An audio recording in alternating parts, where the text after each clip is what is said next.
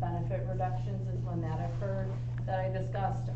Overall, over time, as those benefits and salaries would have compounded, it was $1.1 million savings, and with the additional reductions made this past year, we're up to an expenditure reduction of 1.6 compounding for all of those FTEs added for all of those years.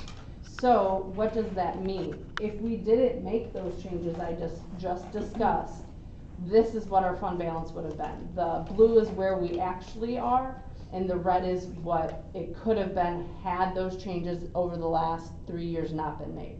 So this year we would have ended the year at a negative $800,000 fund balance. I don't know what would have actually happened. It couldn't have. So we had to, this is just kind of depicting, we had to do what we did, although it was not desired by us to do that.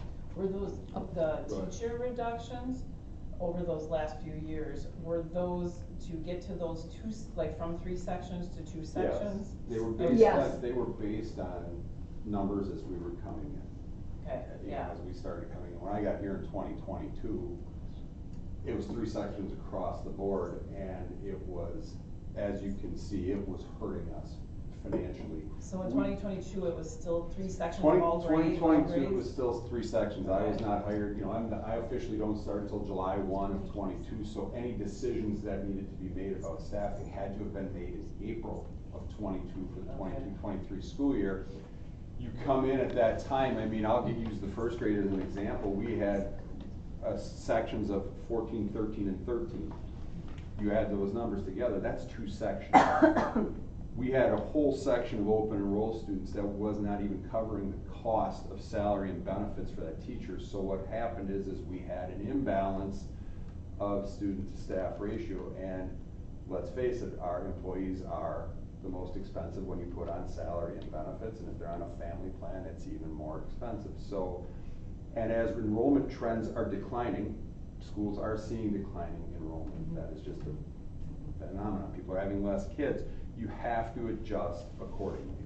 And so by not making some of those decisions prior, you could see if we would have stayed, we are at negative 800,000 in a fund balance. That would be uncharted territory for a district. And I will tell you, there are some school districts in our state that are now getting to that point. Yeah. So this is why we made the changes. Yeah.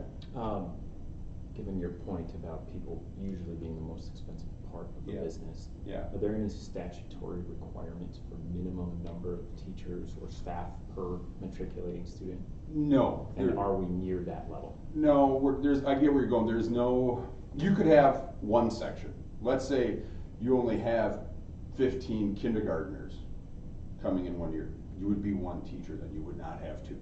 Sure. Yeah, so. What is there a limitation? 1 to 40? 1 to There really isn't one statutorily. Personally, in all my time as administrator, I would never want to go beyond probably 22 at that low level. Wasn't it in our policies? There's desired with a there's- fluctuation of 3 to 5. There's so there's desired, depending on grade level, it increases. It can change, but there is no statutory The requirement. reason I asked that question is the matriculation rate is down. Based on one of your first slides, from 400 plus to 350 is what I saw for last year to this year, which is a significant loss in matriculating students. And we're still at an operating deficit of potentially $200,000 to $250,000. Yes. Right, and so I'm wondering what the floor is. Where is the floor in terms of how do you continue to cut costs and staffing to make up for that budget shortfall? I get where you're at. And where are we as a we're going to get class? Hold that question. We're going to get to that. Hold on to that. I would just say very briefly to answer that. It's too late now for this particular year. So in January, you talk about open enrollment seats. So that's where we only opened up so many because our classes were essentially full within that policy, within our range to keep that still met.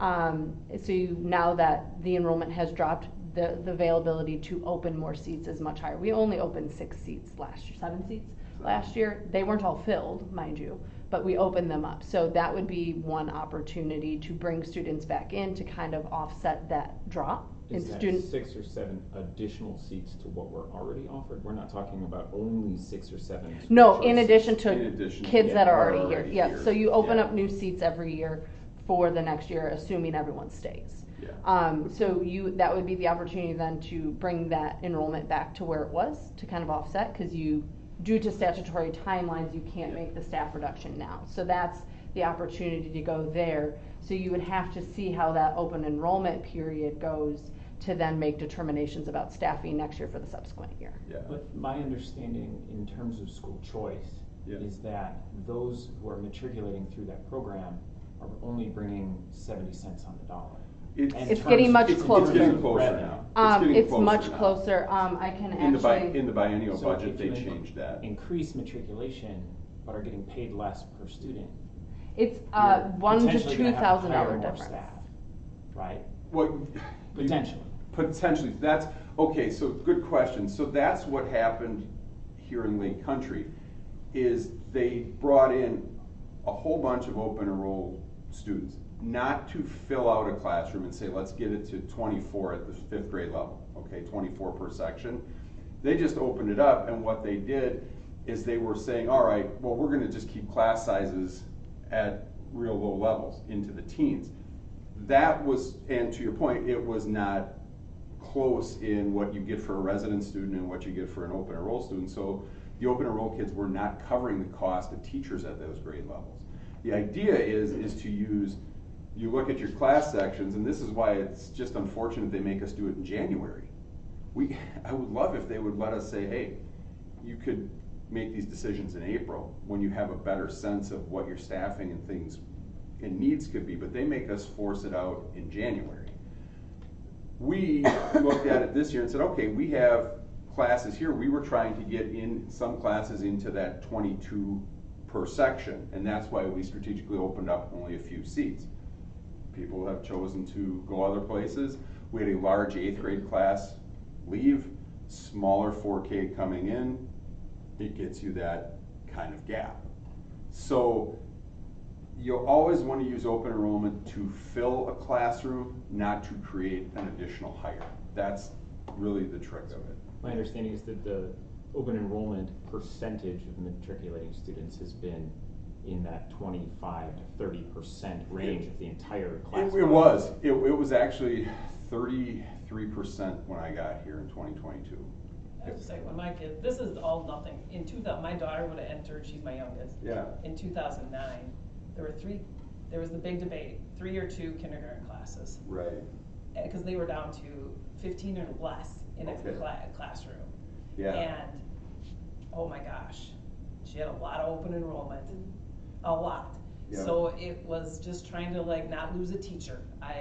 That was what it was Yeah. back then. And, do I think that was like, I don't think that was the greatest decision, because we're talking how many years later, and that was in my son's class, like he was 4 years, he's 25 now, but with his class too, I'll say I think it was over a third were open enrollment. Sure.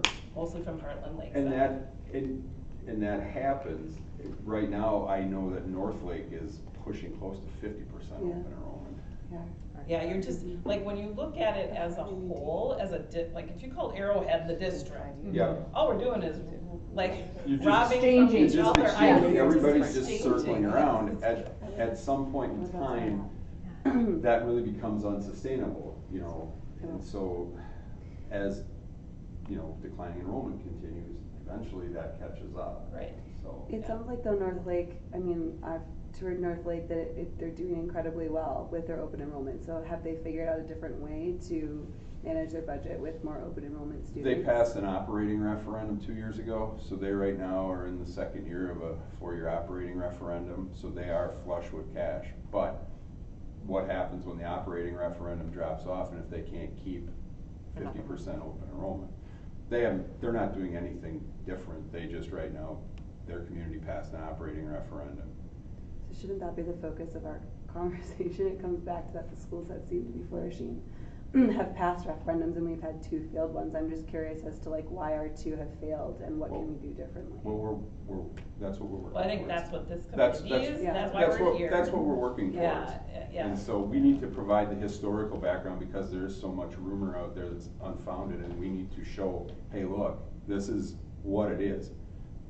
Because unfortunately, a lot of the rumors are just completely off base on the factual data that we have, and so that's what we're working towards, to illustrate that, to try and move forward.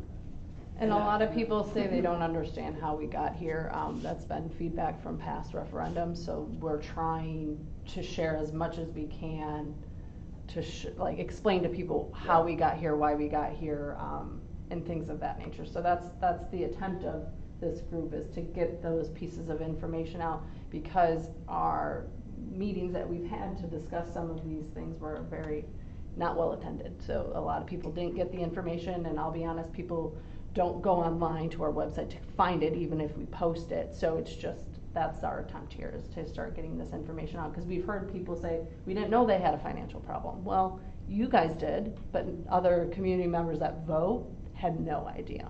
So that's where we're really focusing on, because more people that don't access the school vote, then more people than do. So we really need to get those people that don't come here on a daily basis to understand our problem, to care about it enough to go vote and say yes. Would be the hope.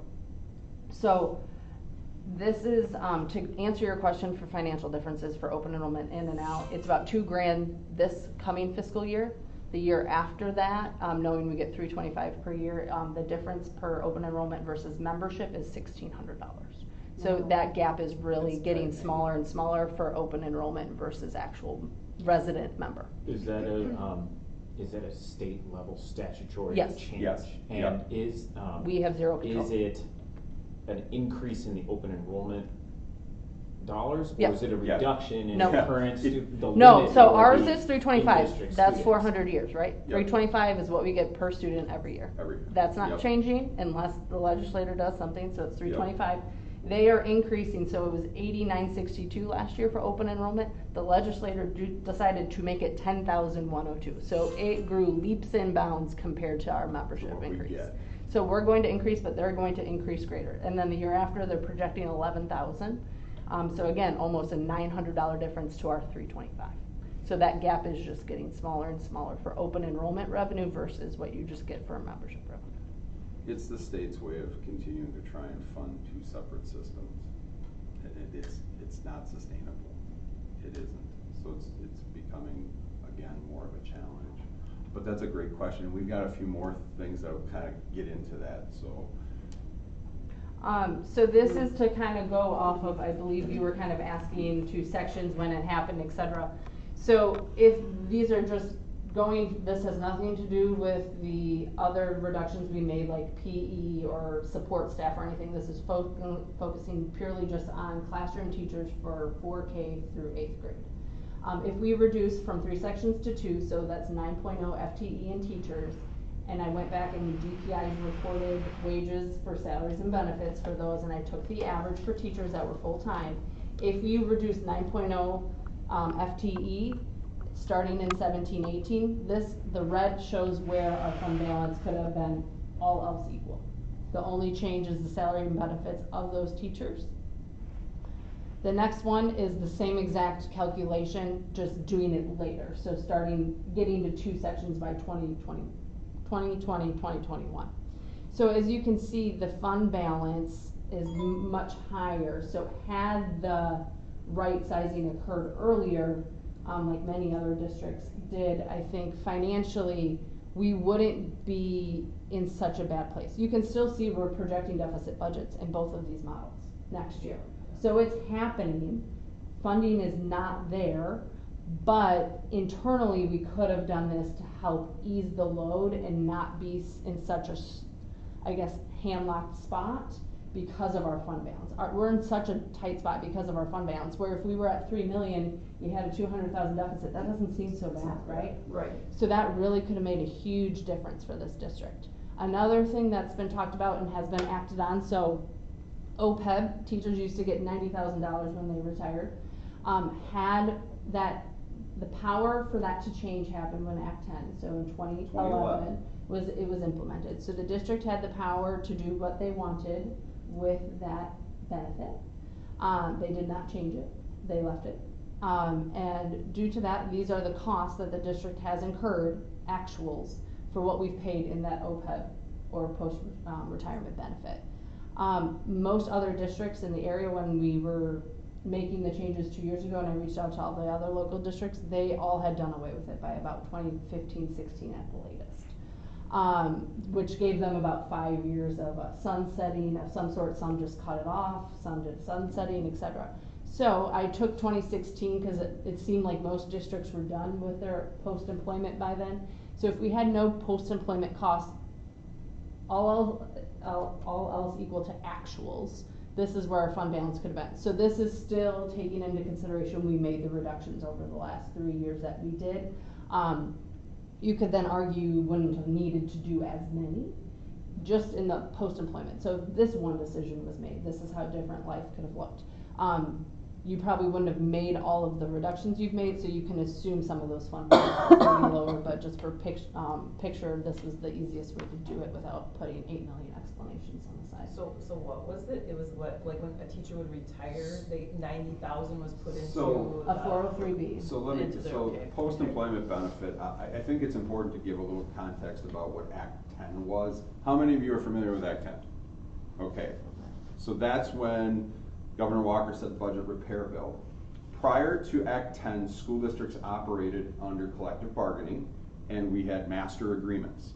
And those master agreements were, very favorable to the teaching staff. Insurance premiums were really low. Everybody had WEA insurance. The post-employment benefits, a lot of them were very generous. I found an old contract here from 2007. A teacher got 1% or 2% of their highest year's salary when they retired for 60 months. They also got 60 or 72 months of insurance paid for them. That's a lot of dollars. One of the big things about master agreements at that time is that we would start negotiations. So I was a pre-Act 10 administrator. We would start negotiations, and sometimes you wouldn't finish it up for a full year. And if you were at an impasse, you had to go to what was called binding arbitration. And then an arbitrator would come in and rule on it, and generally they ruled in favor of the collective bargaining unit, and the district was saddled with those costs. Act 10 comes in, and it was saying, okay, we're eliminating collective bargaining. So districts had the ability to remove post-employment benefits, OPEB is other post-employment benefits. You could remove those. You no longer had to negotiate for insurance, so districts were able to go out and get better insurance plans. You no longer had binding arbitration. You didn't have a master contract anymore. It was a handbook. And so that's when Governor Walker kept saying you have the tools to do these things, because what he was doing on the other end of it was he was not giving any increases for state funding. There was no per pupil increase. So that was his idea of saying, all right, you now have the ability to balance your budget and do these things. And some districts used it, ours did not. I don't know, I was not here. I can't tell you what was made, but I can tell you it has had a negative impact on our financial situation. I mean, $180,000 this year. Think about that. We put $74,000 into the fund balance this year. If we didn't have that, we'd be in a better position. So I do know in 2016, it was mentioned that they should look at removing it. It never went further than that. So in our district, what they decided is that if you were hired before July 1 of 2003 and taught 15 years and were 55 and older, you would get $90,000 upon retirement, $18,000 a year in a TSA. If you were hired after July 1 of 2003, you had to work 20 years, be age 60, and you still got the $90,000. I came in 22, and I had 3 board members, Sean Newman, Pete Maurer, and Steve Maurer, saying, hey, we can't keep giving this out. It is negatively impacting our budget. And so we have now sunset it, and it should drop off in what, 2930?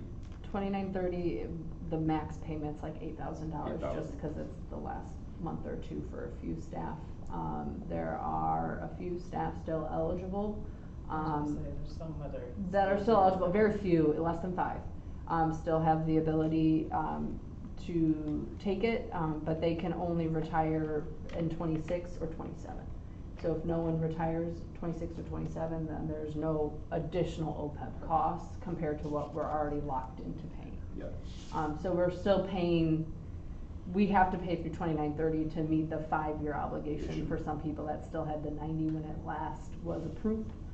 For retirement, so we had a few people retire that year, and those payments go through 29/30, because it's. But aren't you anticipating, you know, I looked last night on the website just to see who was like, still here from way back when, and I recognize faces, so I can kind of picture who, but wouldn't they, if I'm them, wouldn't you take that benefit, like retire if Well, we changed the 90,000. Oh, it's not 90,000 So we changed that, anymore. Okay. so.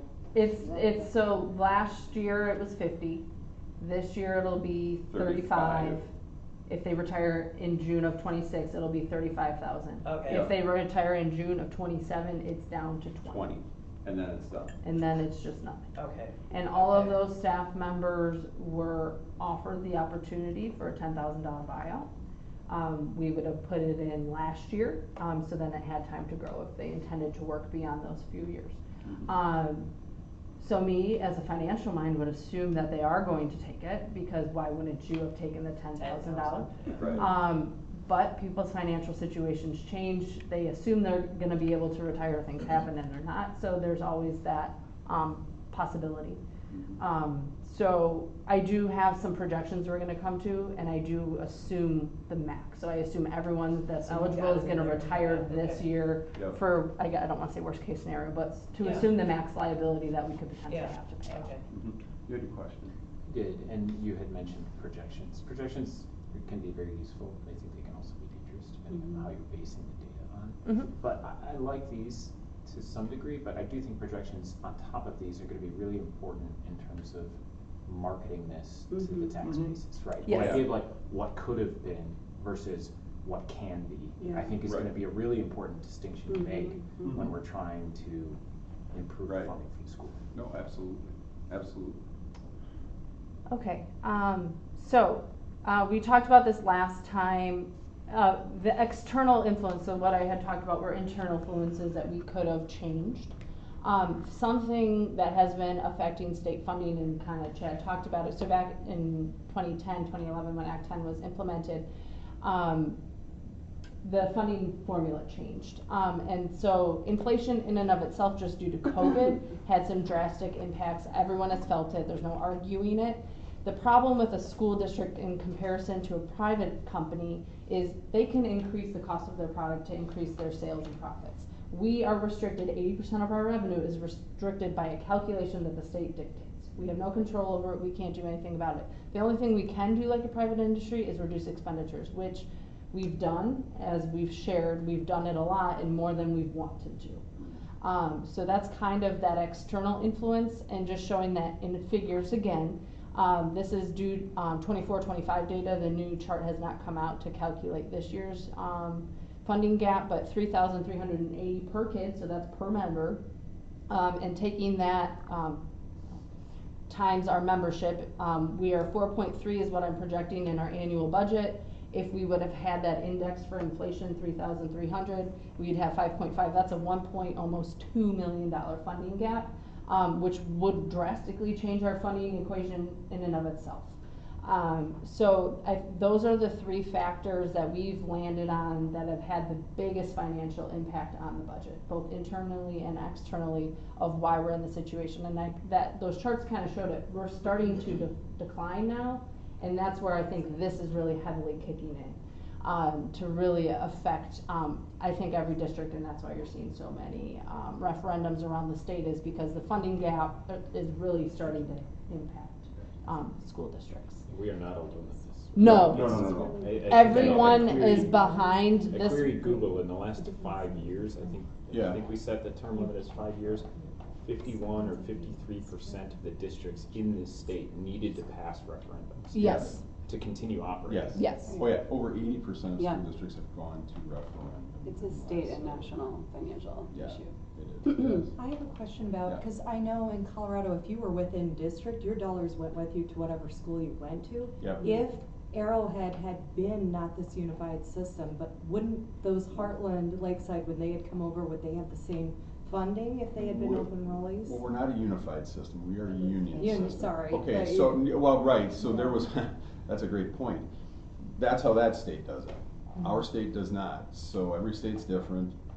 Yeah. In our state, there was a push 3 years ago, that they wanted it to be dollar for dollar. So if you were worth $11,000 in school A and you went to school B, your $11,000 traveled with you. That has not happened yet, but as you can see, the legislature is starting to try and make that happen by increasing the amount for open enrollment. But if the school had all been all the feeders had been with Arrowhead Okay, as opposed. as a unified district, so Yes, you're if saying a they were. K-12 system? Yes, Okay. if they had been unified instead of. Then the being- only people that People- would be considered open enrollment would people that would come from the Oconomowoc Oconomowoc district, district, Pewaukee Pewaukee, district, Muskegon, Kettle wherever. Moraine. And that's how Colorado was. That's If you how they were do it. like St. Vrain, all the dollars between St. Vrain could go anywhere. Yeah, that's what happens in Oconomowoc. When I was That's on the a board, K-12 operation, That's a K-12 'cause- system. Because their whole membership, basically, if you added all of our revenue limit sheets together, is what you would, I kind of have funding wise for membership to calculate. Yeah. I don't know how the per member amount would work, because we all have different per member amounts, so can't tell you what that would be. But that calculation would just change, so all the dollars would go to operating all of your buildings, all your facilities, et cetera. So it doesn't, I shouldn't say it doesn't matter, every district has their own rules of, you're within this school's bounds, so this is where you Yeah. go. I don't know how that works in a K-12 that's much larger, that would be the size, this district would be a very large K-12. Yeah. So that would be a thing that I can't speak on, but that's just how it would work. So the funding all goes in through the main district, they're running all of their facilities. So it would be more in essence like that, but I think there would be quote unquote fewer open enrollment, as you were kind of mentioning. We're picking and sharing within the K-8s, but we all end up going to Arrowhead. So I think the amount of open enroll in and out would be much smaller technically, because I don't know how many we're actually taking from the Oconomowoc district, et cetera. So that would be an interesting research find. How long does that process take? Because I know there's meetings that are happening. Well, What process? I'm sorry, to go from a union district to a Well, unified. we We have- can kind we're of gonna get to piggyback that. off that, we're gonna talk Sorry. about consolidation. But good question, we do have some talk about that Yeah. too. Can I ask one question? Yeah. Is 353, is that our estimate or that's our final number? And how many- Estimate. So you weren't here last time, we talked about this a while. So this year has been very volatile on enrollment. Yes. So we have assumed any parent that told us they weren't coming, that they're going. If they even have an application to leave, I'm assuming they are gone. So yes, that is a projection. That membership number does not become final until the third Friday of September. But like school starts Tuesday. I was just gonna say, do you know?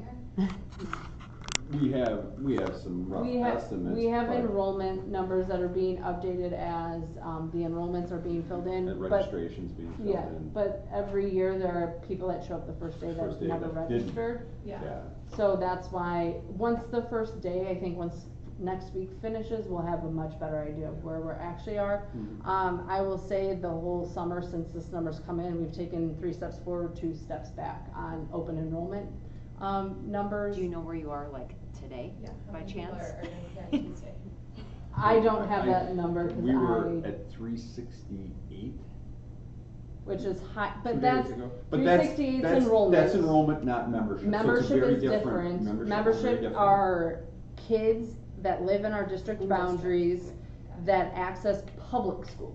Those that go to private so the kids that decided to go to a private school this year, they just disappeared from any membership or revenue limit calculation. They just don't exist in this calculation anymore. Yep. So the open enrollments are coming in and out. People that went to private school have just disappeared from the calculation. And the fact of 4K coming in and 8th grade leaving was a 40 kid difference in and of itself. Just that one change from, cause you're replacing Down? 4K with 8th grade leaving, yes. Down. Yeah. Yeah. It was a huge 8th grade class, and 4K is not required in the state. but that's our entry level grade, and being that it's not required, we've heard things about parents choosing to keep their kids elsewhere for a year to see what happens, et cetera, so we're watching that to determine how that will affect us. So I didn't wanna update it to have more estimates that are, this is what was presented at the annual meeting, it's what's been published, so that's the figure I'm sticking with. And we will update all of this once, we have that third Friday, so that we do have the most accurate information to move forward with, but this is the information we have right now. Is it possible to open more open enrollment seats now? 'Cause I No, know families. January's the only That was time. 100, okay. Okay, can I just say Yeah. something about how we're running the meeting? Yeah. Because I know last time we went. Yeah, we did, time. yeah. Can we present and then you guys at the end come in with questions, because otherwise I feel like we're gonna be here. I agree, I wanna be Yeah. respectful of your time on the Yeah. committee, Yeah. we will have some questions at the end.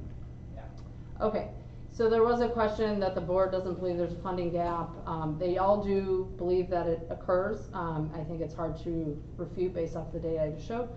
They just believe that the post-employment benefit and staffing decisions have made the financial situation worse, which I think those graphs have kind of supported that theory as well.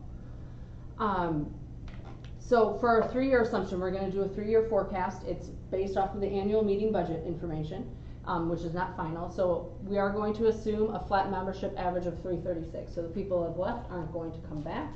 And then we're going to use open enrollment, et cetera, to kind of stay at that flat membership of 336. That could change because 4K kids that aren't coming here that choose to open enroll somewhere else would get added into the average membership. So there is some wiggle room there, but for depictive purposes, we thought 336 was safe to say we would be able to sustain that. Open enrollment in and out would stay the same.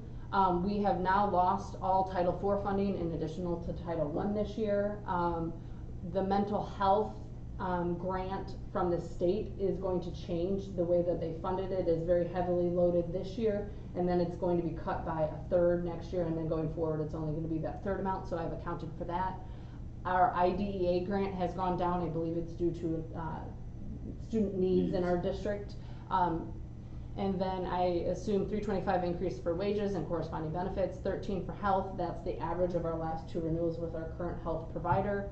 6% for dental, 5% utilities, and 6% transportation, which is our maximum per our current contract, which I do believe expires within the next year. And then it is assuming the max OPEB liability that could occur. These are the major influences. There are a few other small changes that were made that we are aware of, but that don't have as grand of an impact as these figures do. On the salaries and stuff, how is that now, like, do you have like a contract with them? Consumer Price Index, after union, Act 10, the union is able to negotiate to Consumer Price Index CPI, so this Okay. year it was 2.95%. Okay, Yep. okay. You know, prior to COVID, well, it was 1.5%. You usually use 2 as an average, Yep. and it was safe. Some years it was slightly above, some years it was Yeah. lower. Okay. It has been about, my first year was 8%, then it was followed by a 4.75%. 4.12. 4.12, and now it was 2.95. So it has been coming down since the huge spike from COVID. But 3.25 is kind of the average, because it's not year over year, it's kind of a slightly different calculation. So it is a conservative number unless another COVID happens, and then it's not conservative enough. Those are, and so putting our budget, year in blue, putting those changes that I just mentioned, here's where we're at. So as you can see, that membership FTE is staying flat. The 325 per pupil increase, which is for 400 years, is what we are assuming. 742 is outside of the revenue limit. That hasn't been changed in eons, so I'm assuming that will stay the same. Choosing our revenues, expenditures, and then surplus or deficit, you can see, and then followed by our fund balance. So 646 is where we were projecting to end this current year. If you were to compound exactly how we operate with the changes I just mentioned, you would have a $500,000 deficit next year, leaving our fund balance at 88,000. Then you're at a negative fund balance, where so as we are currently operating, and this is if the annual meeting budget doesn't change. So if that membership changes and our budget does, I do know we've final hiring decisions has saved approximately $20,000 to $30,000 just based off of estimates and where we ended up hiring and benefit selections from new staff. From my original projection in the annual meeting is about 20 to 30 right now, but that's not finalizing our membership yet. So that could affect things as well with open enrollment in and out as well. So again, we will update this model once we finalize our membership, which then finalizes our revenue limit. We'll put together that finalized budget in October is when it's due. We'll be approving that budget in October at our October meeting per statute. And then we'll have this clearer picture. I put in some asterisks here. Again, based on annual data, we will update once third Friday counts. This is unprecedented and volatile enrollment. Any past data I have wouldn't depict what we're going through properly. So it is more uncertain than any budget I've presented just due to the fact that unprecedented things are occurring. So it could change once we hit that third Friday count. I don't think it's going to be a drastic change where we're all of a sudden having a balanced budget. So we'll get to that road when we get there after we kind of start firming up those enrollment counts in that third Friday count. Where did you end, like, with this last school year compared to what you budgeted? If you look in We 2024, put 74,000 back into the fund surplus balance. or deficit. Yeah, but what had you budgeted? We budgeted a deficit of 100. So you came out better than Yes, you budgeted. we Okay. a lot of it was due to unfilled positions throughout the year. We had some difficulties hiring in our special ed department. We had a staff member leave, and the way that they left, we ended up using contracted service and a long-term sub, and the cost of that was significantly less than that person's salary and benefits would have been. Okay. We also had increased state aid. As we've gotten a better hold in our special ed department of our services, we were able to put in a much better claim for high cost aid. That came in much higher than anticipated too. I would say our transfer to special ed that we projected from Fund 10 was lower by about $80,000 in and of itself. So special ed just operated much more lean, unfilled positions, the way we ended up staffing, and some increased revenues compared to projected. So that was our biggest thing, and then internally too, we had a 4KA position that went unfilled all year. I know it's not huge dollars. No, but it all adds. Yeah. So, those little things, and I did present that at the annual meeting. I went over the big hitters of where we came in different. So that's where we're at, and we'll update this again, once we have that third Friday membership. So with that knowledge of where we've been, what we're kind of projecting currently until we have finalized numbers, the potential paths forward for the district. So here's where we're kind of looking at right now. We have very limited financial mechanisms that we can address. We've played the cards that we can play right now. We are now operating very minimally. You know, we've had to reduce programs. That has hurt us. So we've played those cards. We are projecting growing deficit budgets, as you can see. So that's the future reality. We really are not in a position that we can cut much anymore. I don't know where we would go to be able to actually operate a school. I mean, if you think about it, potentially a couple of support staff people that we think would get us maybe $30,000, $40,000 when you're projecting a $500,000 deficit. I mean, that's really not the good news. So I mean, that is where we are at right now. So if we move forward on the next one, you know, so here becomes our options. An operational referendum. You know, we're asking to override the revenue limit, offset the current projected deficits. Community gets to vote yes or no on it. Consolidation. You need 2 willing district boards to vote to consolidate, and then it's a referendum question, and then both communities have to do it. So that's an option. We continue to operate, continue to use our fund balance, and as you can see, we will be, you know, out of funds by 26 or 27, 28. I mean, we will be negative fund balance, and the state of Wisconsin does not like that. That is a big no-no. The state would then have to come in and say, well, what do you want? And what are you gonna do? We don't get self-control then. We have no self-determination.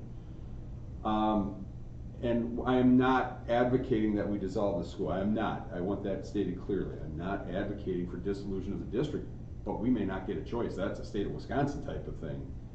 And then that becomes what happens in the Department of Public Instruction. They would put together a school district boundary board and they would examine it, much like they did in the Florence School District in 2000, much like they did in Palmyra Eagle in 2018. You know, the difference between those two districts and our districts, they were two K-12 systems. Both districts had property that they could sell and close a building to sell off. That's what they did in Palmyra. They took all the elementary kids, went to Eagle, all the 6-12 kids went to Palmyra. They sold the middle school in Eagle. That was a card they could play and do. Then the community supported a referendum. You know, I don't know. How are they doing now? If that was 2018, what was the effect of that in that district? I do want to answer that. I do, because it's germane to this. That was going well. I know the superintendent there very well. He had to reduce his budget now by $1 million. Because as the funding gap continues, you override for so long, ultimately it catches up to you again, and so they are now in a situation where they are having to reduce by $1 million. When AMP passed the referendum a couple years ago, was that operational, or was that? I don't remember, I don't know. Because, I mean, they're closing a building now, and. They're closing a building? After passing a referendum less than 5 years ago. Exactly. Yeah, it was they're short-term fixes. It's a short-term fix. I heard the same thing in Cudahy, from my PT person actually. He said that Cudahy just passed a referendum and now they're closing buildings. And he was asking me, because he knows my role, and he goes, so how does that work? I go, I don't know what went into their projections. They're asked if they were assuming they would keep them, if they knew they were closing them. I go, I can't tell you what was communicated, I don't work there. But it's all part of the game. Like, a projection can only budget every year. Chad calls it a snapshot. I think that's one of the best descriptions I've ever heard, because you bring in some kids that need some additional assistance that you never projected, and that could change your budget by $200,000. And we are very tight comparatively. 200 would really kill us. It may be a drop in the bucket elsewhere, but it's just, that's how easily a budget can change in any given year, just from 3 months. Or a boiler going out, or something you didn't plan to fix that year. That's again why that fund balance is so crucial. That's where we would have to, we don't budget nearly enough in maintenance to cover any large expense. So those are all different things, and I do know a place of money savings a lot of districts have utilized over the years as the funding has lessened, is they've deferred their maintenance. And that's why you're also seeing an increase in capital referendums, is to keep their staffing, to keep their offerings, to keep everything that they loved about their district. They stopped doing the maintenance because, oh, well, we can do capital for that later if we just hold off a little bit. Well, that's what Arrowhead is. Yeah. Arrowhead's buildings Right. are Yes, funded.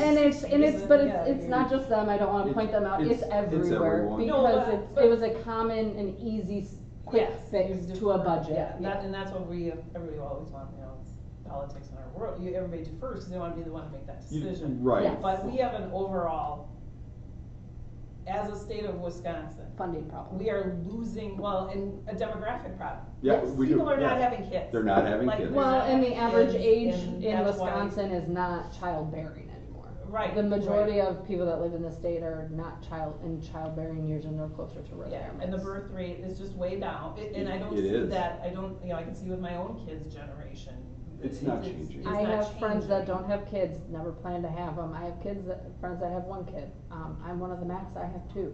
Yeah. And So, out of my friends, so the that's thing is that, I think Kelly, you mentioned, okay, are there some committees going on? To me, this is a bigger Arrowhead area, as we're talking about, like, just, It is. let's pull open enrollment from each other. Yep. Isn't it a bigger issue than just Lake Country, and are we? Absolutely. It It should is. be the Arrowhead thing. It is. And just like you're looking at every other school district is Cudahy, Petaluma Rate, Waukesha. Yep. Everybody's making, I'll say, demographic things because there's not as many kids, so what, you can't have as many buildings. Well, right.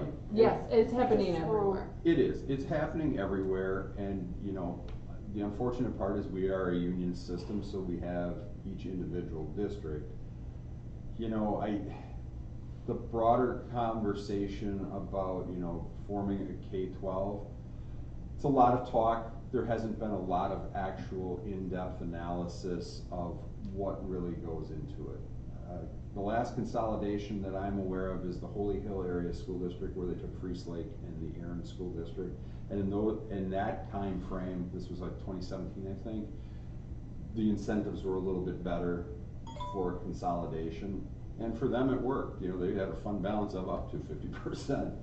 But they're ultimately going to hit the wall. So, I mean, you're not wrong, but it's such a broader and more in-depth conversation that we're having right now. But number one, from everybody that I talk to, and I talk to a Yeah. lot of people around Yeah. here, number one will not pass because that's what they think. Right, exactly. Like, as a whole, because you got Arrowhead coming for a referendum, you got Yep. Lake Country, and whoever school Yep. district you're in, everybody's going for referendum. And they're like, I'm done. There And is so referendum it's like fatigue. there's too Yeah. much, and there's too much, like again, if you're Yeah. looking at it as a whole area of this, like every Yep. other, Yeah, area. absolutely. No, I just, I that don't part is disagree. hard. It is, I don't disagree. Let's go to the next slide. Yep, so just kind of diving a little bit more into the components of an operational referendum. Did you want to talk about this? Yeah, I can. So next time, you can go in February, which is a primary, April, which is another general election for spring election, then November is the next time. You know, all of those options would let that be part of our 26-27 budget. You know, we won't get them till January, like Melissa said. We operate half a year with it, so we would be in a very tight position with that cash flow. Cash flow is very important for us. That's why we moved our annual meeting up into August, so that we have to pay off our short-term borrowing to access the next year's short-term borrowing. So that's why we did it, so we didn't have a gap. So the question becomes, how do we bridge the gap, if we would have one? So there's some concern there. We'd have to choose an amount, you have to choose the number of years. Do you do a community survey? Personally, I don't see how you could put a question out there without doing one to know where or what people are thinking. You determine the ballot question language, and we're going to look at some of that. The board has to actually approve the resolution. There are statutory deadlines. If you go in April, you have to have it approved in January. If you go in February, it has to be approved by when? November. And primary elections generally are not very well attended. Primary elections, per most business managers, Baird is a very common finance assistant to districts. They see the most successful referendums occur in November, because that is where you get your largest general number of voters to come.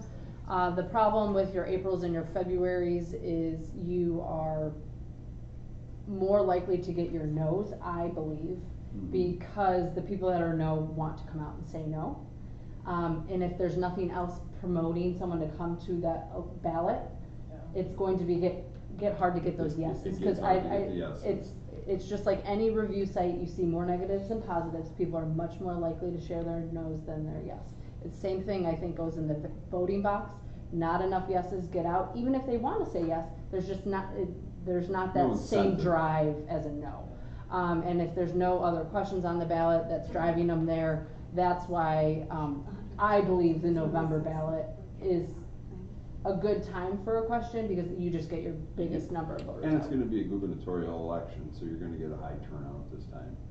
If a referendum were to pass in November of 2026, when would we realize those funds into the system? January 27th. January. Okay, So the way the November would work is I would have to present two budgets, a pass and a fail budget. So you're assuming all the risk. If you're going to staff the same, etc., you present two budgets, and you have a no budget and a yes budget. So whatever they say is where you're at. But I mean, Chad, to your point, you said we're already at the failed budget. Yeah. right? You said we're at our minimum staffing that Yeah, you would want to be able to run a school Yeah, under, absolutely. right? And so Yeah. we are at the fail point. Yeah, we are The there. referendum passes in November of 2026. It's not like any Or other decisions could have been made. Made, the yeah. other avenues have to be approached, whether Yeah. it's Yeah. closure or merging or whatever it is, because you can't operate with a negative general fund. No, you You can't. can't borrow Well, money there's- indefinitely. That, You can try. You could try, and we'll talk about that, hang on to that, I'd like to talk at the end about that, we wanna get through this, but I can explain that. There is a couple things, and they're horrible solutions, but it's a lifeline, you're on life support, but we'll get to that, trust me, we'll talk about that.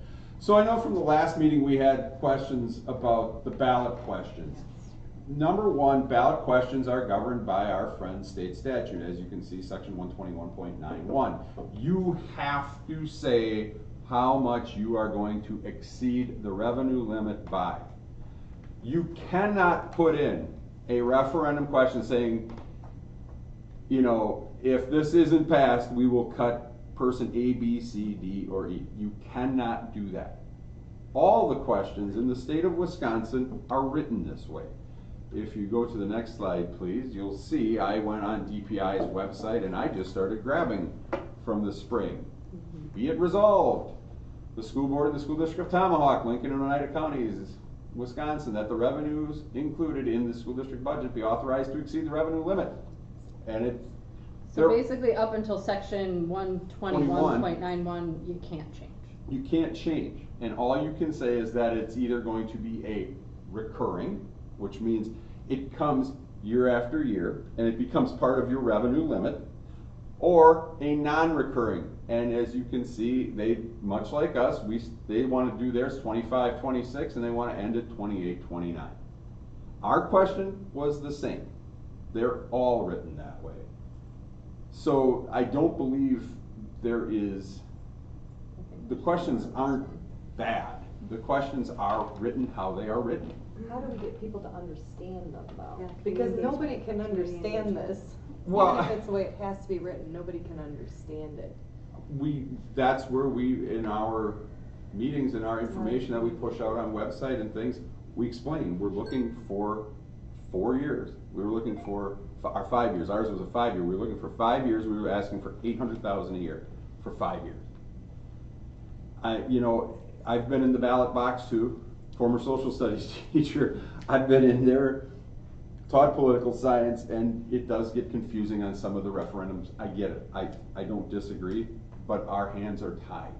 I can't say, well, we only want it for this short period of time. It has to be written in that language. They're large numbers. They are, So yeah. people you can't write that, this will affect your property taxes. Yeah. Now, I know that's part of the education process, but a Yeah. lot of people don't do that, they don't do that. No. So then when you look at 800,000 for the, well, Well, gosh, they need to cut Exactly. something. Yeah, it's gonna raise my taxes up by $7, whatever. And which we did, I mean, the mailers we sent out Yeah. showed the tax impact of Right. how it Yeah, would I'm not affect. saying, yeah. But that's your avenue of explaining those Right. caveats to the question Yeah. so that people understand it before they read the legalese version, I will call it. Yes. You wanna try them to understand the figures. So that is something we'll have to look at to better communicate moving forward so people can fully understand it. But you're also assuming someone takes the time to read what you send out, or I will just be honest, some people just do not care. Yeah. Right, well, that's what I mean, They when we live get on to a fixed that, budget, and they Yeah. will just say, any ask, I will say no No to, to it. because I can't afford it, and so, no, Right. automatically. Well, and I think as you see, like, we're not gonna be now the first ones to make a tough decision. No. Now that you are seeing more and more school districts in the news saying we're closing buildings and stuff, it's gonna be harder to go to a referendum again and say, ask for money if there isn't talk of, that's where I'm going to this greater Arrowhead thing. Right. Of how do you consolidate, how do you do something, because if everybody else is doing it, why aren't we? Right. I think. Well, and consolidation in a K-12 system is different than a union system, so there is a very clear distinction on that. Yeah.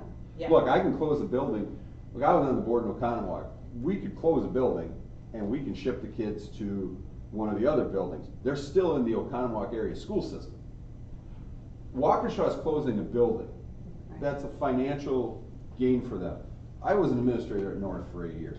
That building was built with planned obsolescence that could be shut down eventually, and then you would just have West and South. South will never be shut down because that is the legacy school of that community. So that's a different idea than out here where we have 7 individual school districts, 8 if you throw Arrowhead on. That's a different I type of thing. understand from that, I'm Right. talking average layman out there voting. Yeah.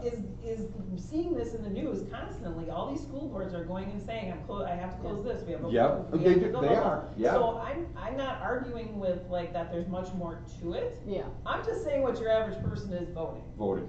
You're not gonna be able to have this Based individual off of that, conversation with yeah, every I get single that. person. Right, and that's I get where the that. hard thing is, cause I think anyone that we've had the opportunity to discuss it with in person and or answer questions with over the phone via email, I think they have a much better understanding and they're much more willing to say yes, but you can't have that with everyone. Every person. And a lot of creative things people are doing though across the state as far as like events and door knocking and like starting 6 months ahead to start these conversations before you're asking for money. You're actually engaging with the community to educate first and planning events, doing like service days. There's lots of creative things we could do that we haven't done yet. There's no social media page. Like we could go to news outlets. But that's still like, if you pass a referendum, Mhm. to me, that's still just a Band-Aid, you know, It Band-Aid is. for the next 5 years. It- I plan on living in this district Yeah. till I can't anymore. Mhm. So then in 5 years, it's gonna be, oh, now we're down to 200 and some kids in the district, and now we're gonna start, Right. like, maybe by then we'll have these kind of,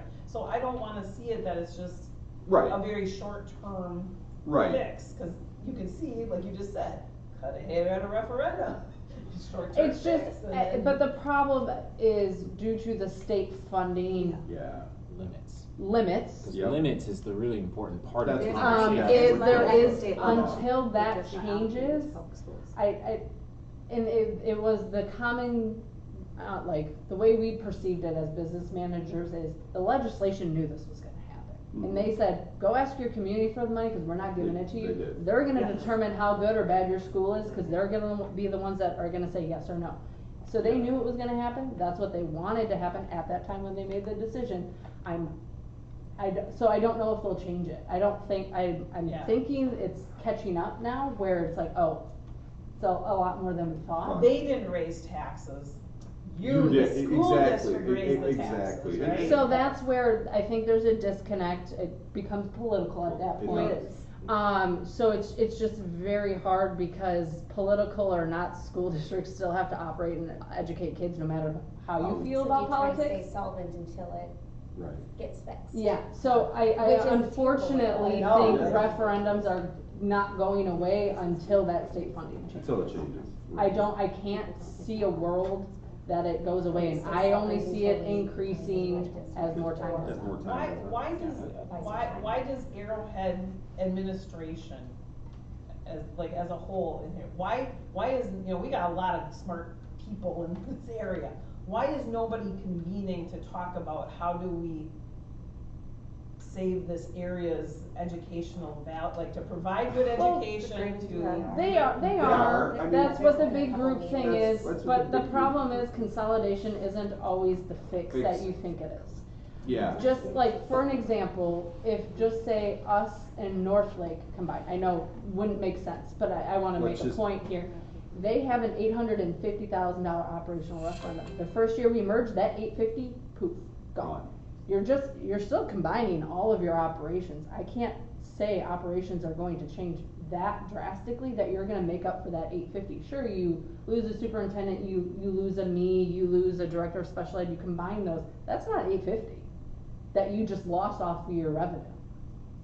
No, but you could sell a building.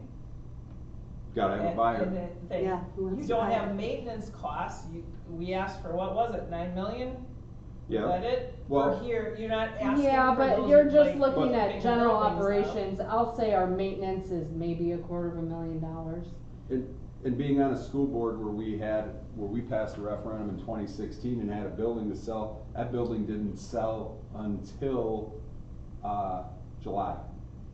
So 2016 to 2025 it took to sell the Meadowview School.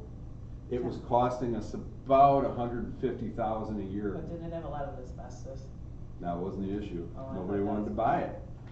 Cost us $150,000 a year as a district to keep it heated, to keep the water running, because you can't let it fall into disrepair. Still had to plow the driveway, still had to, for a time, the Thirst Church, Thirst rented it for a little bit, not enough to offset the money. But that's where the evaluation is very important. You could You see if could it's a do it, win but- for consolidation, but it takes time, and we'll get to consolidation on a future slide, but So, if we're talking about a survey, should we do one? What's the value? I mean, what do you think? Is there value in doing a survey of the entire community again? We did one last year. It gave us good data. What if we do door to door with the survey? Wasn't supported by enough. 800, the majority of the community supported $800,000 a year. Where it was, Wasn't the survey like 48% supported it? no, it was 64% supported $800,000 a year. I used the wrong word. I thought the results of the data though was how we chose to go into referendum, because we thought that that was giving us the best chance Yes, to pass. that's- The survey said that that gave us the best chance to It pass, did. and it didn't align with how people actually voted. is Well, what I meant to say. a couple things happened. Survey was put out in November. We had, Arrowhead had failed their big referendum. We said 800,000 a year. There was one question for $1.2 million, $1.4 million. 1.4 did not have enough support.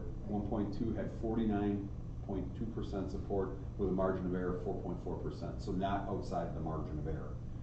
The 800,000 received 64%, and we felt very good about that. What happened? Arrowhead. I'm gonna be very honest, that referendum there, when they came back in April with their capital referendum, there was a political group that got very strong. They had professional ads done.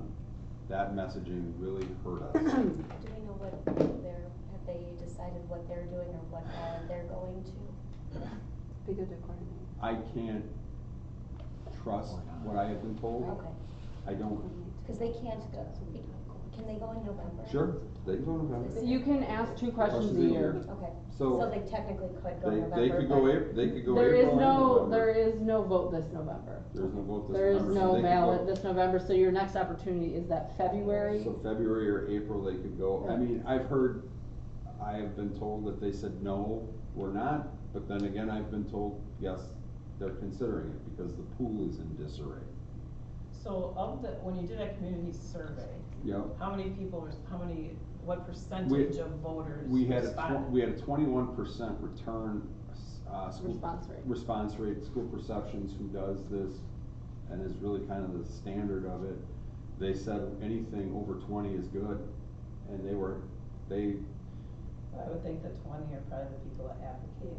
Almost your Maybe. theories of who goes to Maybe. vote and when. Maybe. The yeses are gonna reply. I would say we and did then- have a high respondent of parents, Yeah. both resident and even open Yeah. enrollment, which open enrollment is tough because they They don't can't get to vote. vote, because they don't live here. Yeah. So if anything, it just made it look more likely to pass than it should have. Yeah. It So gets harder that and harder. 49% some could have been really bias in- 30, the 62 was obviously what Well, voted. not, I'd yeah. say, I I know a mean, lot we- of people that wouldn't answer, sort of like. Yeah, Correct, right. people And there just is- don't Be take like, I'm the gonna take a time, survey. yeah. And we did both online and mail in, so I mean, we Yeah. did Yeah. both mediums, Because so. they're in. So- Every time you go to the store. I mean, and if you come to a question, operate as we currently are this year. Do you put a question on to say, do you add back reductions, knowing that that's gonna increase the ask? Those are all things that we need to think about as we're going, what is a viable option? You had mentioned November as a good Yeah. month for putting a Yeah. referendum on a ballot.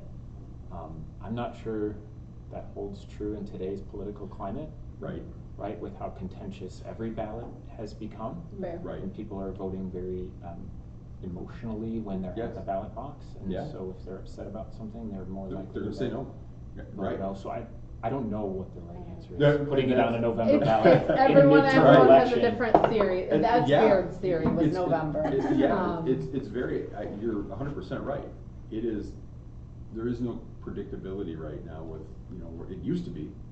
We I all would just say- happen to be unlucky enough to have our kids in school when this is all coming to a head. I mean, if more than 50% of the districts are Yeah. requiring referendums to keep operating, like to keep from closing school districts, Yeah. we are just in the wrong place at the wrong time. At the wrong time. But there's also this huge thing about, like, we're not putting on our taxes what public aid is going to private schools. So there's this project through Wisconsin Public Education Network, the Go Public Transparency Project, where a lot of districts and communities are choosing to put the cost of publicly funded private schools and voucher schools on their bills, because we're not seeing how much of our money is going to the private schools in our area. No, it's only posted in the annual meeting and, I mean, it's in our Exactly. documents on our website. But- It does, and you need to know how to read the revenue. Right, and Green Bay just changed it, they were Okay. able to get it, so some of that's something that a lot of the Wisconsin, They're putting it on the physical tax bill? yes, so every person is getting it on their tax bill, so they are So seeing it's how like much a money. delineated line Yes.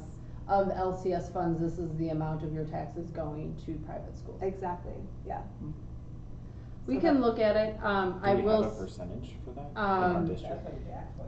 Yeah, I will be quite honest, being that it's only our tiny little portion, the actual physical dollar amount is not that great. Let me look up from our annual meeting what I'm projecting. So, It adds Well- contention. while she's looking at that, here's consolidation, and this is just a very, very general view. So if you look at the mill rates, $160,000 is going to private school. And it's because And of that's split up special amongst all of our education, right? taxpayers, so I can't imagine it's gonna show up. That's it. Yeah. Is that For us. mostly special education costs too, because they. So right now, we have, actually 2/3 of it is just regular private voucher, and then 1/3 of it's about the special ed voucher for Cause private sometimes they schools. can go to Here is different schools our- if they choose to. Yes. Yeah, Yeah, so but basically yeah, you take your mill rates based off of and past add data it with together. increases and assumptions, If you look at Lake 2/3 Country, historically we're at seem to about just be the general 321 private school last voucher, year. and then 1/3 is about the other one. Stone Bank would say, well, the way we wanna merge. If it was a larger amount, I would be Their taxes totally are on up. board, Now, I but know being this, that we don't have it on the chart. once you Their see it on mill your rates bill, is it's probably a down buck about or two, 50. unfortunately, Ours with is knowing around just the number of, 27. So I that don't think you it will combine be those, I think it's significant enough to 380. hit Well, home. for us, it's a win, for them, it's like. May wow. cause more consternation on a ballot. So, In our If it's area. only Right. 160. Let's- Right. good Oh, point, we sorry. wanna work through this, so right now, go back, please go back. Jeez Louise. So here are the mill rate comparisons from 24-25. We don't have the. Annual meet, a lot of our neighbors meetings don't do haven't yet. annual meetings until September, so their Yeah. data's not out there yet. But as you can see, I mean, you take a look at it, we're at 321 last year, North Lakes is $4.25. So for North, if you combine both of those mill rates, just take them up, divide it by 2, well, for Lake Country, boy, that would be a win. Our taxes go down, but for, North Lake, No. ours would go up, I'm sorry, ours would go up, well, we're gonna say, nobody's gonna want that. Right. North Lake's going, oh, that'd be great, ours will go down, so that's the unfortunate part. If you look at capital debt, Stone Bank's debt is falling off, Swallows goes until 2039, and then ours is till 2044. So those play into, because you assume when you consolidate, you assume the debt, so there is that. A big point of, like, the mill rate's easy to do too, but some of it has to do with state aid as well. Yeah. How much of your revenue limit is coming from state State aid aid. versus taxes. But just an easy way to view it is just kind of combining those mill rates. And again, operating referendums would fall off. Yep. There is an aid that gets added for about 2 years, but that incentive aid for consolidation from the state has drastically dropped. That it's really not it's a financial benefit for about a year or two, and then after that, you're right back You're to back where to you were, referendums, where you yeah. were. So those are just some additional pieces of information, but this is just to kind of show you where we would be and how that could look just from a quick combination. is North Lakes 425 mill rate, is that with that operating Yes. referendum? This That's is, why it worked this is out in probably totality, so yeah, good. this is Oh, in yeah. totality, and these are just some of the big things. And I also put declining enrollment on there, just to show you that most of our districts are seeing declining enrollment, and that's membership, remember, membership from one year to the next, that 3-year average is falling. So they're just less kids that access public schools within their boundaries is going down every year. This coming year, we have one on ours. 75 is what it's currently at. We'll see where it ends up once we certify. But we are projecting to have that declining enrollment exemption this year ourselves. So, part of the consolidation is you need to find a willing district. You have to, and it's about a 3-year process. It's not, we're consolidating today. So to the Arrowhead thing, it's, if you're gonna try and take a union system and try and form it into a K, it's gonna take 3-4 years to really get that hammered out. There's an initial planning, then you have to really do the detailed planning of combining budgets, like bringing everybody's budget in and really sitting down and Look at going staffing. through staffing, make everything. Then there has to be a vote. The communities have to vote on it. So if it's a simple District A, District B, well, that becomes a referendum vote, and then both communities have to say, yes, we want to do this. So that's part of it.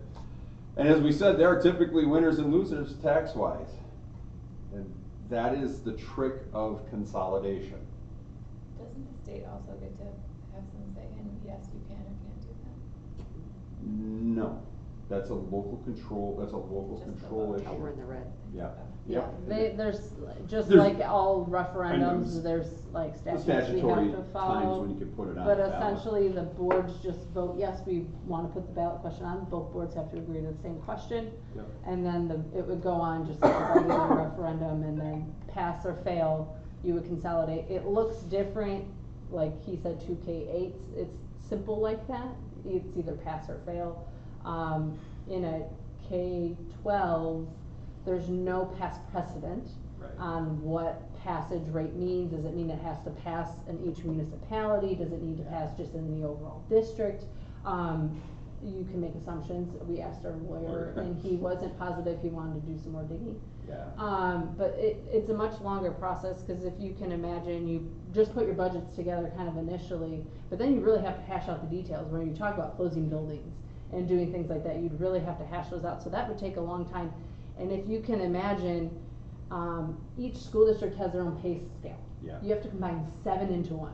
Each district has its own salary kind of for all the support staff. How are you gonna combine everyone so you don't upset the apple cart at every district? You have to do curriculum. Now you're not just looking at high school or just K-8, you gotta do it K-12 in multiple buildings. That's training for all those, like, you know, it's not as simple as just putting it together, especially when it's not even just 2. You're talking about combining 8 different theories, approaches, and processes that you then have to come to one. So the K-12 one, I would imagine, I talked to Baird, and she said a good, thorough consolidation takes 3 years, and that's just 2 districts. I can only imagine a great, thorough one for a K-12 with 7 districts would take a little bit longer if you want it done thoroughly, well thought out, and kind of proactively rather than reactively. Unfortunately, we are in a more reactive scenario and have been due to the fund balance issue getting to where it was before decisions were made historically here. So it's just, we're also just in a very different situation to be able to even look at the K-12 consolidation compared to other schools, because our backs are already against the wall. They still have time. They're all over $1 million in their fund balance. Oh, okay, you don't have to go back. Yeah. But isn't it like in 2 years? Yeah. We're bankrupt, I'm gonna call it. Yeah. Yeah. So, other than a referendum and like praying to. Well, and this you know, is the thing, so if you somebody's gonna wanted pass it, consolidation to work, we would have to find a willing partner, and this is kind of where geographically, it would make sense to go with someone that we share a border with. These are the 3 districts we share a border with. The biggest border is with Heartland Lakeside. Stone Bank is the next biggest border, Swallow's the smallest border, in geographic terms. Stone Bank basically told us They they told have us no they're interest because not their interested. referendum debt came off. Their mill rate they're projecting is 250. Ours is gonna be 327. Try getting those taxpayers to say yes. Is kind of what their theory is. That's what, and So they're- that they're- would leave you, in theory, this is all theoretical, Heartland Lakeside, their mill rate is higher than ours. So if you just did the mill rate comparison, it would be a tax loss for our community. Swallow is the one that's kind of close-ish. They also have referendum debt, so a district's not like, oh, I don't know, don't have to deal with that right now. You're just combining them. That's also, I think, a negative for us selling ourselves right now, is we have $9.5 million of referendum debt, and as projects get completed, you're paying back on something that, are you gonna continue using the school? You would want to, because you just spent $9.5 million on updating it. So it's just That one's all of pretty those, Yeah. all of those factors that kind of play into it, and the capital referendum was so important when we went to both, is because of replacing those major systems that our fund balance, if something went awry, wasn't able to, We our couldn't sustain it. roof is over $1 million. So if something, like, Yeah. we couldn't do it, Right here. you know what I mean? So Yeah. that's where, There's the leak. that's where it's really, I think, we did it to protect our fund balance, but now if consolidation was of interest, and again, these are all just talking points, we're not saying anything of what we wanna do. I think it makes it harder for us to sell ourselves, cause people have to take on that $9.5 million debt. What's Stone Bank's enrollment? I don't know off the top of my head.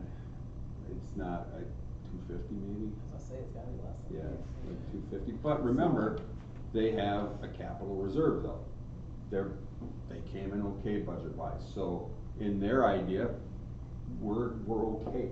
But they're running they're gonna run a deficit, or they are running a deficit that they will be dwindling that. I don't know, I haven't seen their Okay, annual budget, so I okay, can't I thought- speak to that, but I know that I talked to their interim superintendent on the way out, and he said, we finished good, 24.5 finished good for them, so they've got 1.3 million in their fund balance, so they operate, Okay. they So operate if they even pretty had lean. 100,000 a year, they could go.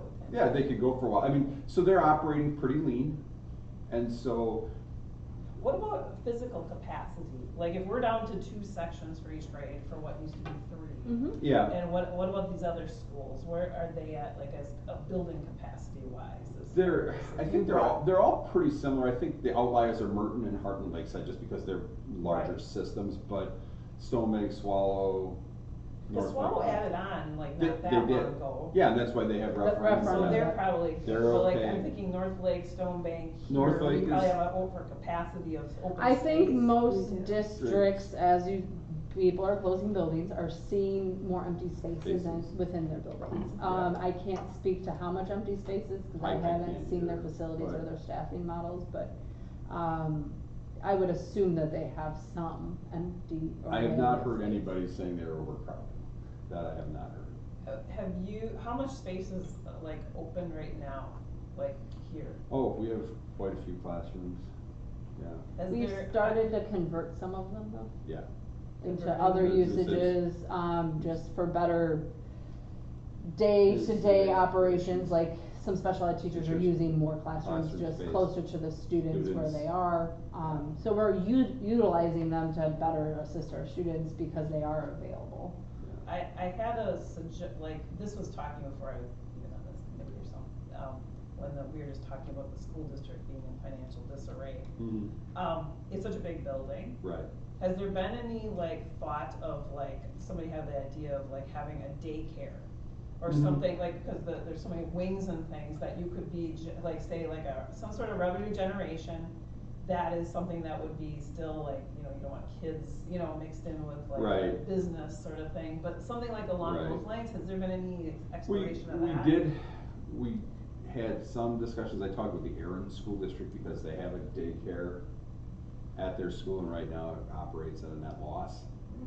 So, And theirs runs through Fund 80, through. which is a community separate service fund that doesn't go through general fund. So their revenues that they make doesn't actually help their operating budget Operating. because it's a community service piece. Yeah. So that's how they run theirs. Is there an option to run it through your general fund? We need Yeah, to it's do. not like, But then- you're not like, but going. then It's you're not adding- part of our, yeah. But then you're adding staff. Now you're. if You'd you're have- running- Well, I'm not talking Yeah. like you guys, like the district running it, I'm talking about Talking like about some. rent- Like talking an about agreement, like a renting. lease Like some agreement. sort Like of a thing lease that you- agreement, yes, yeah. like some sort of revenue generation You for the could, district. I think you of could. using space. I think you could look at it, the question becomes though, it becomes a liability question, and then what is the. And I'm not what- talking, it doesn't have to be just daycare, I'm just saying, like, is there anything, any other ways to use space that we're not using Right. anymore? I We're get going where you're going, but the question then becomes that I have is a safety and security issue. Then it becomes a safety and security issue of entrances and exits and who has access to the building, what are you using it for? Cause you'd have to then, or you'd have to incur costs to do construction to Construction. make sure there's more Sure. secure areas that they have access to that can't get access to I the know, school. I'm just brainstorming. Yeah. No, This is no. from somebody in the community. No, that's Yeah, fair. it's a and fair question, I it is. think it's Yeah. a great Fair. idea, Like but saying, once, if you're not, if enrollment's declining, that's, again, Yep. this is what the outside people are thinking. Right. Like, you have this big building, and now right. you got less kids, what are Yep. you doing with that space? Cause we're Yep. heating it, we're air conditioning it, like, that's just, like. is Right, there no, anything we can- absolutely, it's a fair point, it is, it's just, but then as you start digging into that, Yeah. that's where, I wish, you wish that you could have it, 'cause some way to anything- easily segregate that you could possibly use, but we don't. And so then that becomes a cost for us of how do you do that, to, may have to add on another entrance, and again, safety and security is such a big thing. You really wanna be careful who's coming into your buildings and not, and so So I that's. get it. But I'm with you just though, saying, there could, I- No, and they're believe me. fair questions, but. The chicken coop's for sale, Yeah. we are selling, if anybody wants a chicken coop, you can have that, we got the power Already got turned one. off You're for good. that. Can I Yeah, can go I ahead. pose a question? Yeah, Okay, so we're at the end here. Yep. We're 2 years and we're out. Yep. We're done. Okay.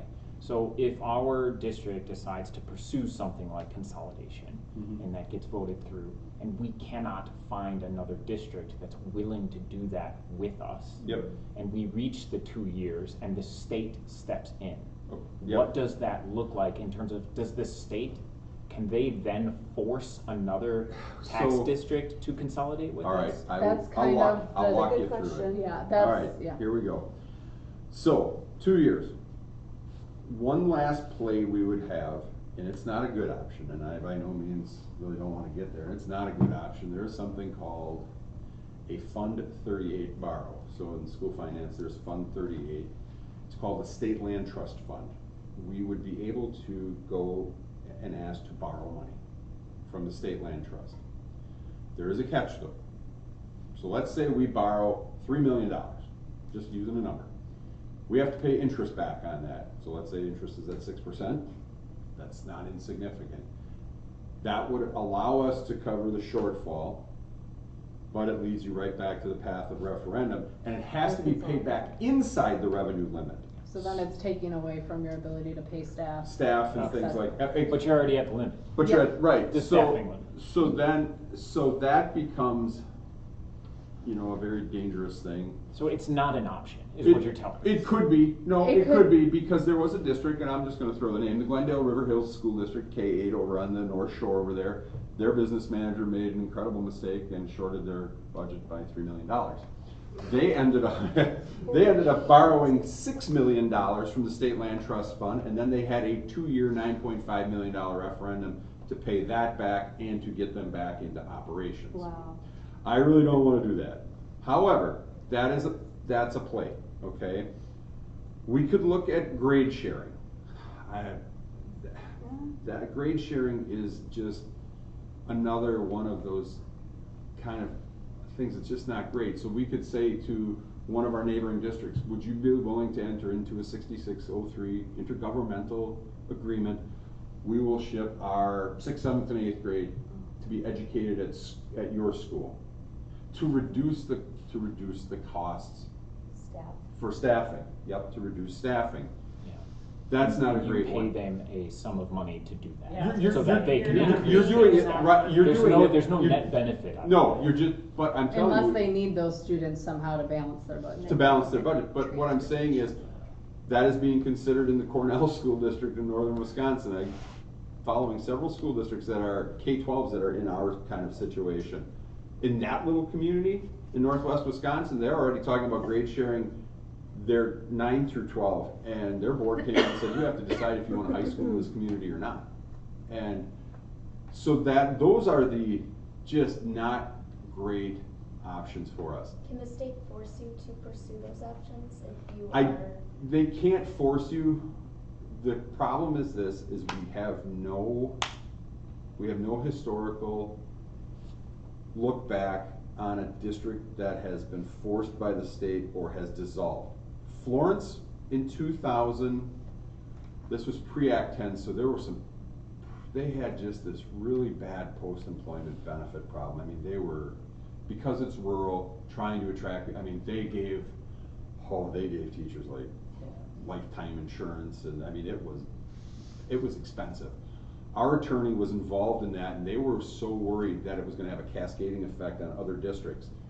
Because if a district dissolves, those liabilities get passed on to then the next districts.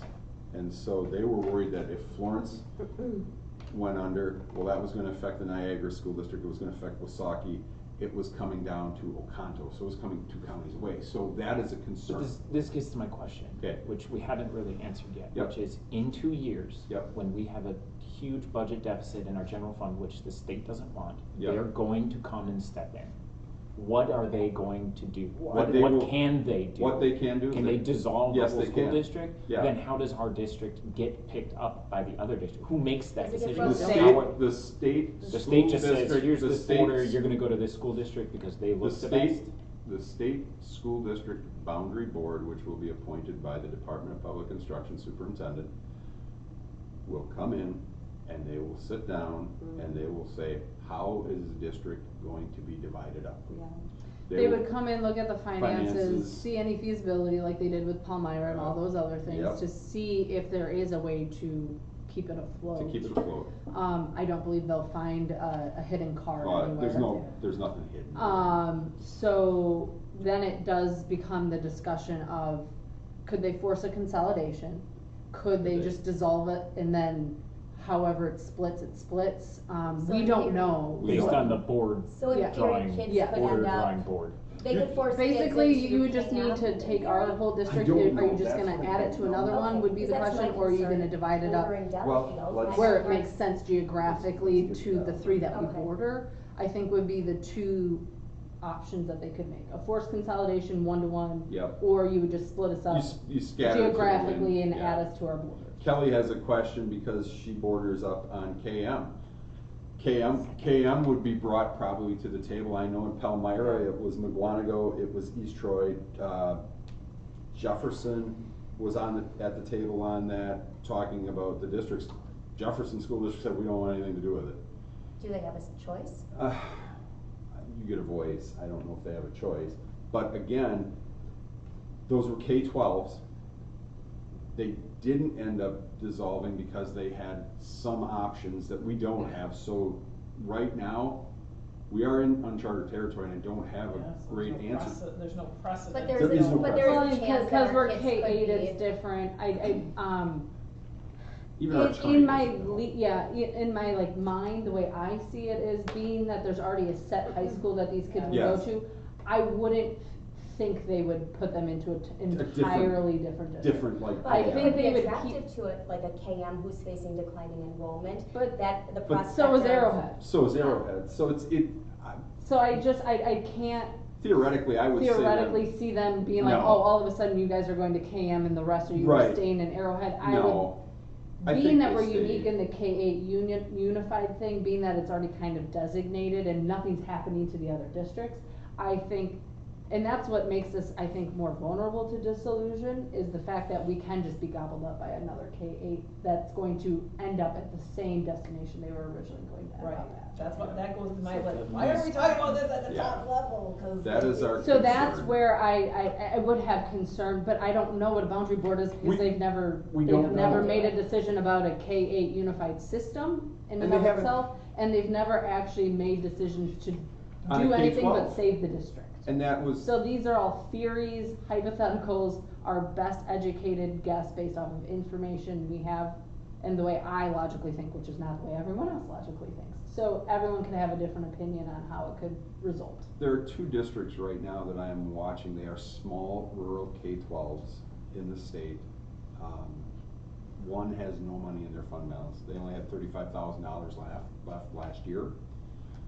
They are able to stay afloat because the local state bank in the town is floating them. And they're being very tight with that. As soon as they get any type of aid money in from the state, which they do, they get a lot of rural aid, it has to go right to the bank. So I know they are looking at a referendum. If it does not pass, and historically that community has never passed a referendum. I think the last referendum that got passed was 1980 when they built the school, the high school. So I am watching that one very closely, because if that one does not pass, they're already bankrupt. Their business manager told me, he said, look, I let the board know you have to be comfortable being $1 million in debt because we don't get our aid payment until January 27. He said, you know, that's where we're at. If that one goes under, I am very concerned about the entire state of education. The Augusta School District, I'll name that one because I don't have any familiarity with that, but in their newspaper, the Augusta School District is a small K-12 up by Eau Claire. They, this year, had wage freezes for teachers, no increases, because they're already using a state loan to cover their short-term, their funding gap. They're gonna be going to referendum. I am worried on many levels. I'm worried for our school. I am worried about state funding in general, because the system right now is at its breaking point, I truly believe. And the other problem is, I saw in the news out of Channel 3000 news out of Madison, there was a state legislator talking about, well, there's 2 districts in my area, in my voting area, that are only 8 minutes apart. They should be consolidated. That is the prevailing sentiment in the legislature right now, is that they are looking at that. They believe that 421 school districts in the state of Wisconsin is too many. I don't know why, but that's what they believe. And so the question is for us, is the path forward locally? It's the only path forward at the moment. It is. Right. It is. You either pass the referendum in the next year, Yes. Yep. or we are forced to dissolve or merge or Yes. consolidate. Yeah. That's And the only then option. you, and I think part of the messaging this time around will be that. Yeah. We've made the cuts what we can, we just don't see any more, we've made cuts we didn't even want to make too. Yeah. Because all of these options, your taxes go up regardless. Regardless. Right, and Regardless. that's the big point, I mean, consolidation, what unless degree you're do you want merging with choice? Stone Bank. Unless Do you want, but do you wanna have a choice in how those taxes go up, or do you want the Right. state to decide it? Right. Right. And that's, Selling points. yeah, and that's. Yes, and I think- You don't wanna 'cause you- waste the $9 million you gave us on Right, exactly. capital projects. Yeah, and Yeah, so Here's that the- needs to be a part of it, and we don't know, if the state determines, you could go to Heartland Lakeside, they have the higher mill rate, or you could go to Stone Bank and you could get a lower mill rate, you just You don't don't know. know And which if- option you're gonna end And if we all up with. consolidate with Arrowhead as a unified district, our taxes are gonna your go up. taxes are gonna go up, and quite honestly. Doesn't make it better. No, but, No. but Right. if you know that the end result is going to be typically an increase, Yep. it's just At least do I what get a degree. say in the increase? And then I always talk about this with everybody talking about, well, it's a K-12, it'll be better. Maybe, but what nobody's talking about is if 80% of all the school districts in the state of Wisconsin, including K-12s, have gone to operational referendums because they need it at some point in time, you're gonna need one. Well, and our community has shown they don't support what Arrowhead's doing. Right. As a high school. Yeah. Right. So, I mean, the thought of consolidating as a unified district when our own community doesn't see the value in putting money into the high school. Absolutely.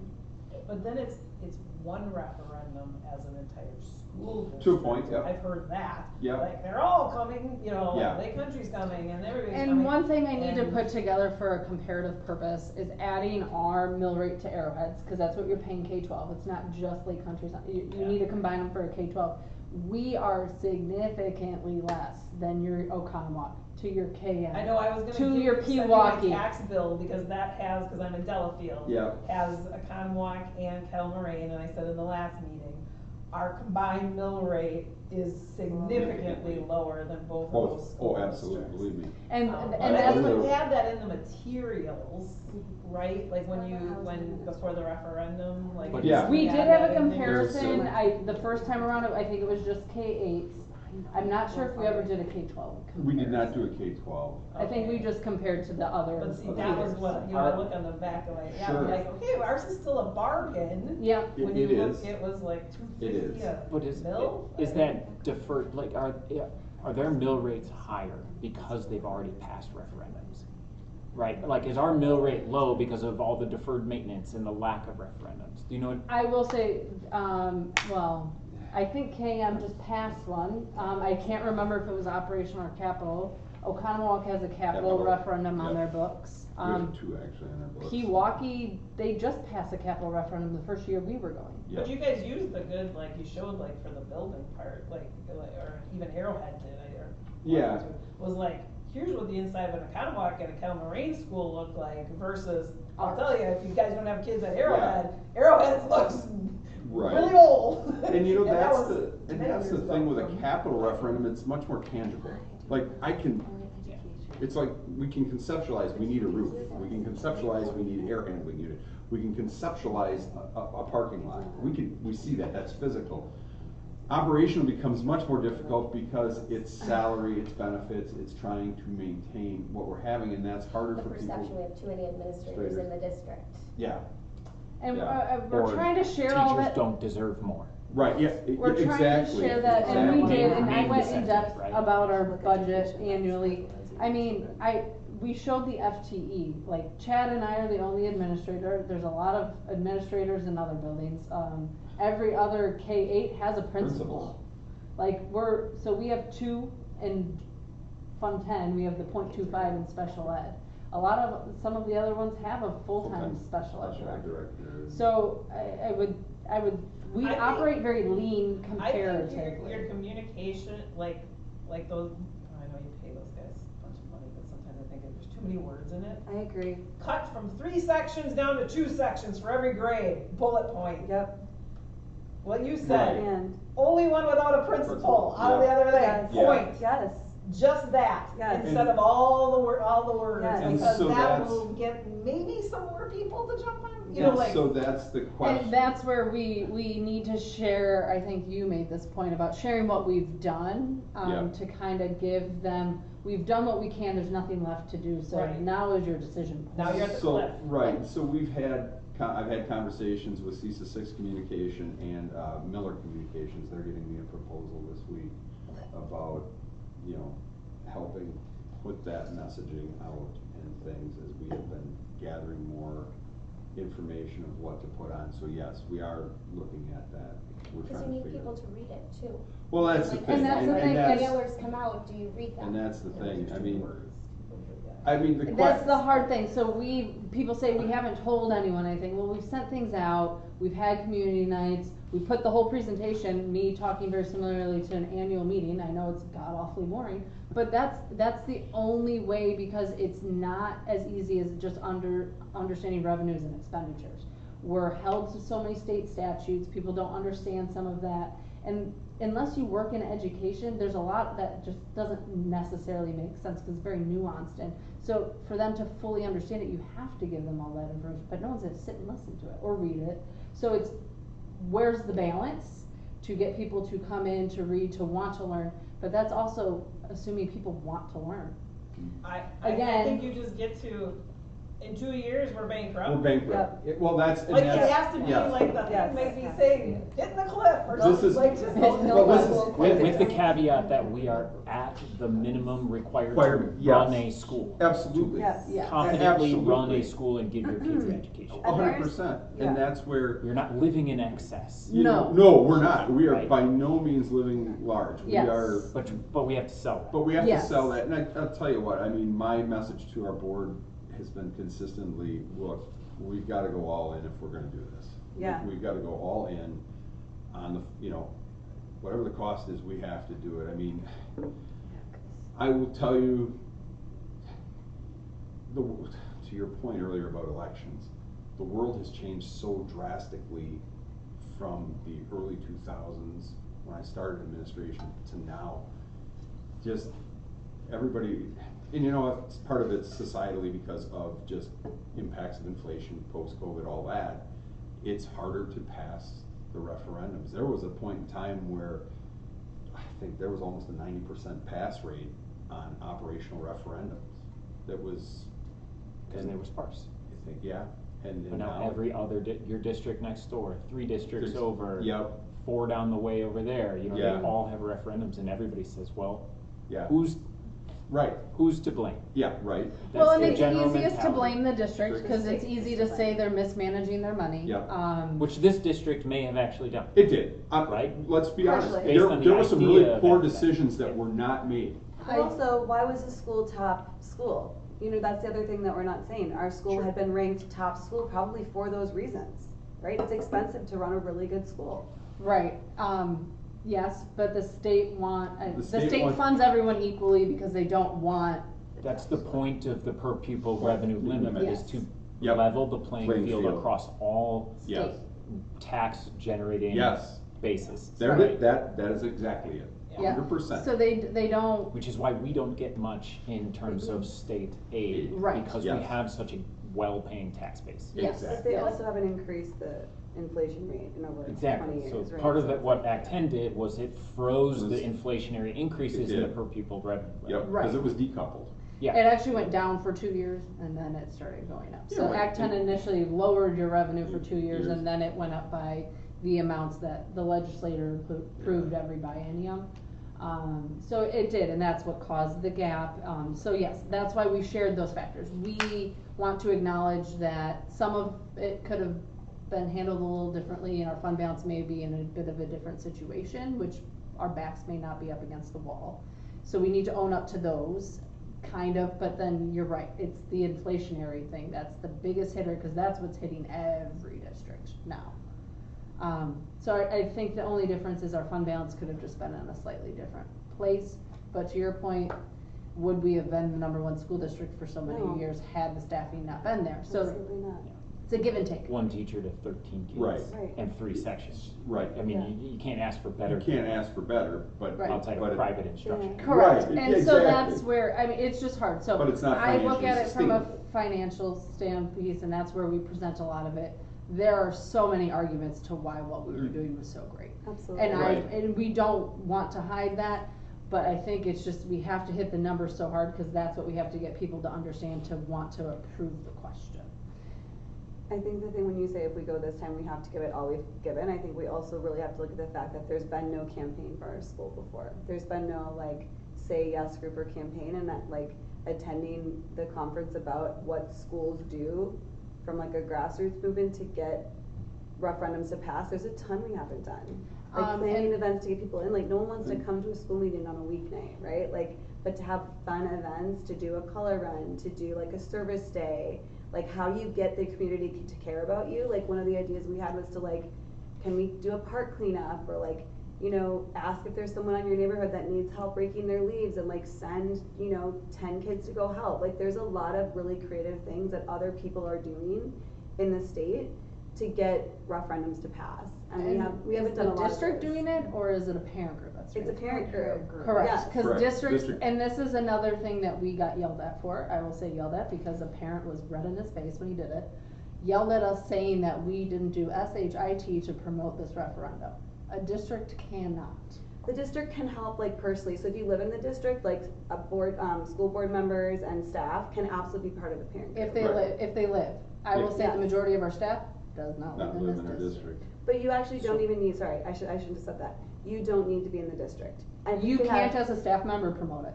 But you can be part of the group. As an individual, you have to You say can- ahead of time, I am speaking as a person, not as a teacher. I at don't- Leeds. As an employee of a district, that would be a very fine line. There were lots of people at the conference who did that. They were And speakers that And I said- wasn't at that conference, so I can't speak to that, but what I can speak to from what I've had with, at my conferences with the attorneys is that's a very fine line.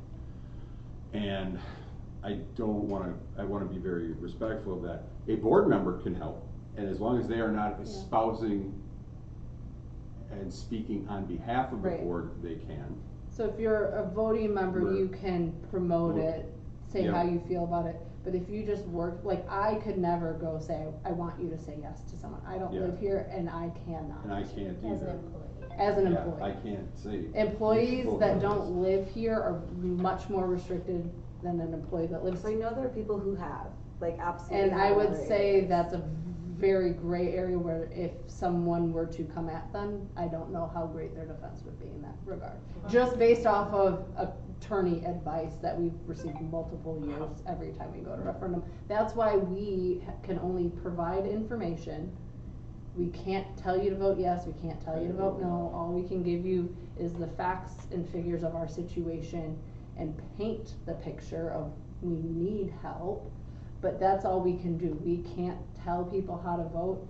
If there wants to be a grassroots, that has to be a parent-driven Right. or a staff member that lives in the district driven thing. Mhm. Even the staff members that live in the district, we always just caution them, don't do anything while you're in the building. Just cause Right. using a Yeah. piece of paper in our printer to print out a thing is against the rules. What are the Can I- numbers like as far as the number of households in the district? And what percentage have like children of school that- age? That's a good question. Because I'm just thinking, Yeah. like, the condos behind me, those are all, like, everybody's retired, nobody's got kids, I'm Yeah. picturing they're like, nope, Yeah. you know, or talk to some of them. Yeah. And there's more condos, and they go with the showers, all those are people that do not have kids in the district. I don't know necessarily they're gonna join in on, like, you know, all that sort of stuff, but like, do we have that numbers of what that looks like? I don't have All- the demographic. The demographic information we've Which- used is just enrollment data, Yeah. based off of like membership enrollment. Your point is incredibly important for Yeah. how we move forward. Yeah. Absolutely. Understanding the number of target. people who can vote in the district Yeah, and the number of people we need to convince, yep, or per household that we need to convince to get a referendum passed. Because right. ultimately, I think the only way forward right now, as a stopgap measure only, is some sort of referendum, whether it's 1 year or 4 years, Right. until potentially, you know, there's enough closing districts around the state to make the state legislature change its per pupil I mean, revenue. we have the That's right. data of how many voters there were in the last election, who Yeah. voted yes, who voted no, broken down by the Absolutely. municipality. Because I Yeah. wouldn't Yes, necessarily we need like that. waste our time trying to convince parents of kids that go to this school. Absolutely. No. Because that's not where the Right, money, because that's not where the We fruit is. do need them to No. show though, cause I know It's there are the old definitely people. retired people who don't here's have the- even my I'm not kids- pointing at you Parents who No, specifically. it's okay, because I'm getting there. That's But there's all of the parents, most of the parents of I'm so friends with all my kids Mhm. from kindergarten on for my son's class. That's awesome. Most of them still live here, Mhm. still live in the district, and I'll tell you, I think more of them voted no. Because it's when as you get older, you're like, okay, like my kids aren't in it, My kids So- you are. know, and I So- don't mean I didn't ask like, oh, why Right. didn't Do you? we So need if to you convince voted- 100 and I people? don't- More Or than that. 1,000 We people? So- we need to Thousand. convince probably As 700 someone who more goes to the people. school, Yeah. what is Based your off of the opinion on last school referendum process? results, is that, Yeah. that's the swing we would need. The first referendum, it was I 100 look and, at things 100 like and, on a really rainbow close. scale. So it I got- think that's why we keep bringing up failed the much arrow more thing, 'cause I think significantly we the want a second good time education around. system. That's why we And believe the keeping arrow us had open, a but That's- big yeah. impact on us Open, because no voting change, emotionally, you know, like things like that, that's not we good don't think that education. helped. No. I really don't wanna Everything see I go in your development school going system here, I says live right something next to Right. it, so if we sold a Right. building, You don't, I'd right, probably have apartments or Right. houses You or have- something. you have condos. So, but that's not. Which is better for the district, I mean, better for Right, the so overall Right. district. I'm actually like, I always look, if I ran my businesses, you look for what's the best way to keep the But you have to have business somebody who going needs it. and Yeah. and producing a And it quality can't be product or product. whatever. Right. Well, product here is a good education. Right, that's our And product. if we as a neighborhood school In district are all To just be like like, how are pulling from each other's. That's- Well, and I think That's that's what's part of, happening. I think that's part of We're the all issue fighting with our over it. feeder schools, it's very me-centric. Like each feeder school It feels is. like they are the Oh, yes. best, they are, Yeah. that's why Stone Bank won't consider Yep. with us Yeah. or swallow them, Yep. because the perception is we're better and it's all about me. It And Our I. lawyer's been around for a while, and he said the consolidation question Every comes 5 up years. every 5 or so years. There's 2 districts, K-8s or something, someone that considers it. The last one was Merton and someone else. Merton, Richmond, or Heartland. Um, Merton, Heartland, Lakeside. Oh, yeah, yeah. So it like the conversations do come up frequently, the previous bookkeeper that we had, she had been here for quite a while, and she used to work in this area. She was a business person in a lot of them, and she goes, that never passes because no one's willing to give any local Oh, right, control. right, yeah. And No, so, I was talking to a parent in Stone Bank and, former teacher here, and she's like, I'll never vote for consolidation with Right. Lake Country because I like my community school, I like the small community school, that's why we live there, why I passed the referendum there. I will never support a merger with another school or well, and that's consolidation. also where we're hard, so we are, what, the Bark River and We're Bark River and Neshota, and we have And we- 6 different municipalities. we're pretty broken up, Works. which a lot of them do have a lot of municipalities, because you end up with a tiny chunk here, a tiny chunk there, but we are more broken up, and our name is Lake Country. There's no city called Lake Country, so no one, I don't think, feels that pride of their district, where every other feeder is the name of the Can we sell the community it name rights? resides in. But it's just But, like, I you know mean, what is I that mean, like an that option? connection is still there, and people vote Would you with say, Kelly? emotion. So I think it's just, I think that's another But I like where you're obstacle going. to overcome in the whole, if you would go the referendum route of getting that out there and having that connection. Just name Yeah. it whatever, I know. Mud Tech. They've never. My tech school, that'd be. I mean, That'd be you're awesome. asking a company to pay $500,000 or Oh, yeah, somebody- $1 million a year, You're- like, American Family pays Right. $20 million to the Brewers for To naming Brewers, rights just per to put year. their, I know, exactly. No little but- company's gonna come around. But I don't believe that's that's kind of not, we would have to statutorily figure a way around that. Donation?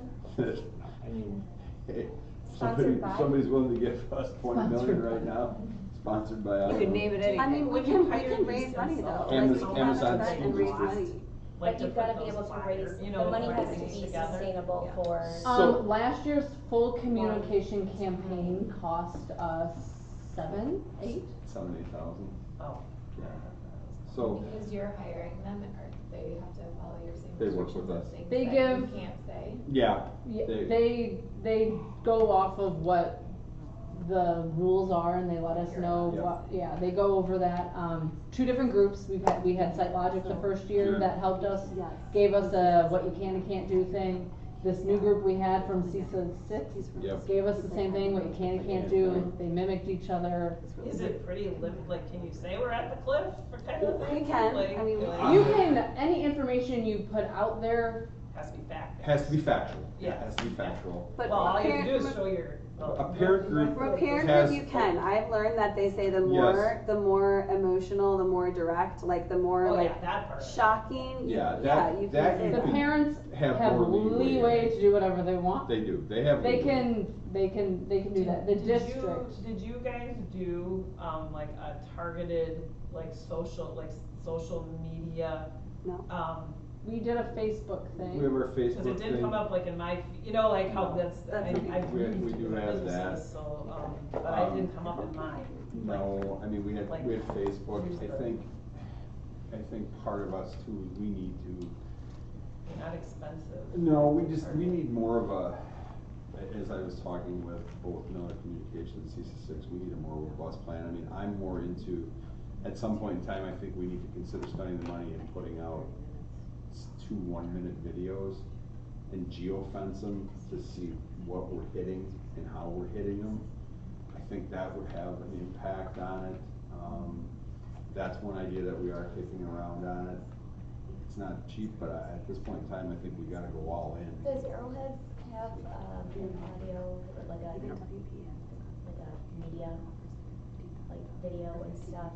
I don't know exactly what they have. I'm assuming they have some people in the district to help with So that. the Waukesha Education Foundation would utilize like the high schoolers Yeah. and work with the high schoolers to to give them some experience. Mhm. But again, that's one big That's district a, and that's a it's, district, and the other thing is too, you know, Arrowhead is they're trying to drive a forced consolidation. I mean, so they might not let us. So I mean, and I'm kind of leery of partnering with them, I'm gonna be real honest, because not a lot of stuff coming out of them is positive right now. I mean, I won't talk about some of the things we've had in administrative meetings, but I shake my head and really, okay, alright.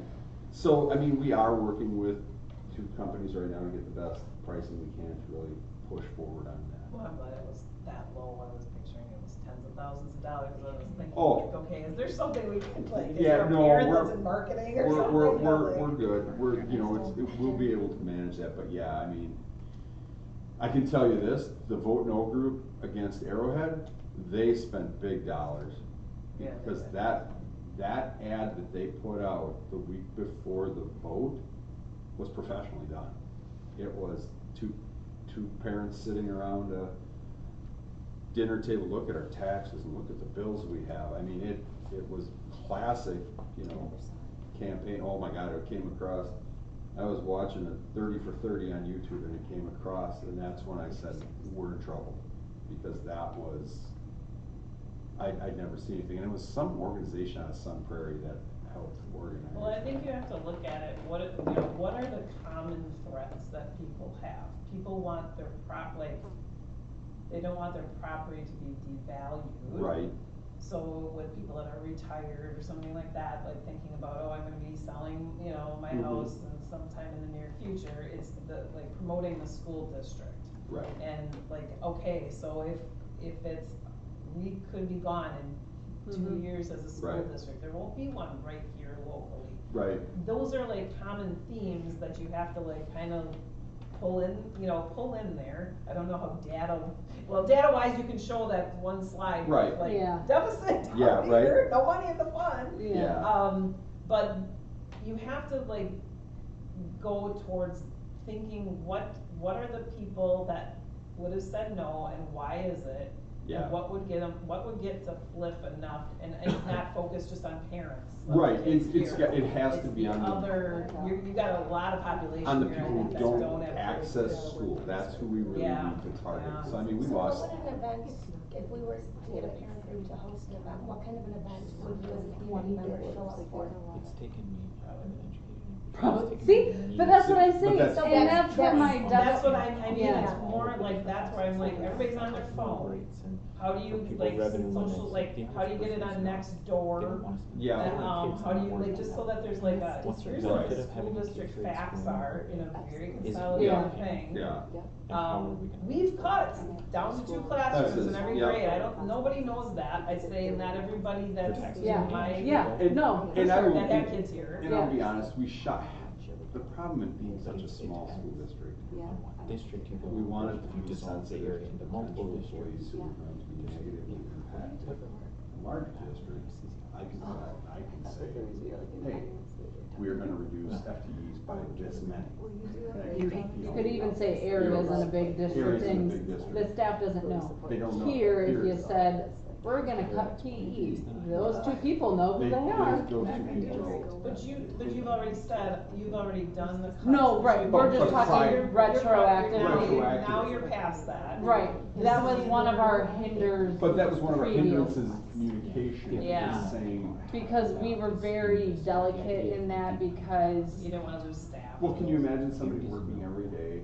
Knowing their election life- day, livelihoods their life on the is line. Right on the line, and that's a tough As a thing. parent looking at this building, but over the last 2 years, knowing cuts were happening, when there were a lot of student passed, you could cut attention with a Or empty It was, nesters because they're I didn't work here, 1.5 and it was million dollars. awful to work in this Yeah. building. And You I've wanna heard, live my on the lake, friend you're gonna be works buying for dump $1 million. There's Yeah. no Lakeside, buildings. and she I'm not said talking the low number income of housing, I'm talking homeless small. going the other way now, Yeah. has completely For the young flip-flopped, family. and it's because of, she Yeah. goes, there's something going on here, and I'm like, well, I haven't been into what the parent, the parenting, Yeah. but I would imagine is this, are you gonna be, is the Yeah. school gonna be And here, do you that's- have and kids that's our here, that focus. kind of thing. So I think, to wrap it up, I think one of the big things is moving forward, I would like you all to start thinking about what is the most viable option moving forward. I mean, I have an idea, but I'd like you guys to think about it and just come back together and we'll talk about, okay, what do you think? Meanwhile, I am gonna be having more conversations with our board, they're gonna be getting this information today as well. And it's not gonna be a shock to them because they know. Are you having any conversations with, you said you reached out to Stone Bank, but Swallow or Heartland Lakeside about? At this time, no, because that's a board level question, I have to get their direction too on that, you know. Our role is to provide provide advice and analysis to them. But they're gonna get that, these are viable options. and they can Just look at- geographically, they make the Geographically. most sense, And Swallow, quite honestly, doesn't, we share a very small border, so quite honestly, it's either, it's Heartland Lakeside or it's Stone Bank. Stone Bank has already come out and said they're not interested, so now that leaves you down to basically really one option with Heartland Lakeside. There's a not zero chance. People usually frame conversation they have with Tina. well, and it's discussing what does that look like from our perspective. If I were a betting person, you would think that they have two buildings, their facilities would be able to use kids. So do you even keep this? But you just spent $1.5 million. And that money doesn't get transferred? The liability does. The liability. So where does that 90 go? But that's where I would They gotta just, pay it. I would be concerned if they'd want to do to that, because Me too. The money in the building, and you might I, have. you know, So what we can actually look happens to back, it? you know, we I always don't look understand. what if. That the 9.5, if we consolidate, it becomes their liability, so becomes their liability. the consolidated district, so it doesn't go away, people still have to pay on it. But do they get to use it though? $177,000 deficit. Do they get to use the money? You know, I started The- Or asking. do they make improvements to their school? That I don't know, uncharted territory from my knowledge, to be honest. My thinking though is most of the projects will be done. Okay, how are we staffed? Just with pen and paper. Has Cause he the been original through plan was sessions? to get it all done in one school year, and I think we're doing our, as we work with our new person, I think that's the goal is to get them, cause a lot of these young kids are here with me. So I think the majority of it was completed by then, so then the money's been spent. And then, so then you have to pay it back, and then the question is, Okay. the building. And Do you so still use it? What does that, you know, and each district would be a different answer, like Stone Bank, you could argue that everyone could come here, it would be big enough to be, everyone be here. But if we, At the time we were president, yeah, but then if we merge like, say Heartland Lakeside, their buildings are probably big enough to take all the kids, but then you spent 9.5 on this building, and you're not gonna, you know, so it's just a caveat, you don't, and we have no idea what these other districts are thinking, except for Stone Bank, because they've come out in a board meeting and said they're not interested in any consolidation with anyone. But that's because their mill rate's gonna be the lowest of anyone besides Heartland. Today I'm going to. So that makes sense, I think, to me, so it's just, it's Sure, when I got here. it was looking at all the things, that's pretty why the clear. willing partner is the hardest part, the And I just consolidation, felt, because it personally, I doesn't felt go most on days I- taxes, and that's where I that's think why I people can't will do it. vote, it will be from their Most taxes. But we also have this financial need.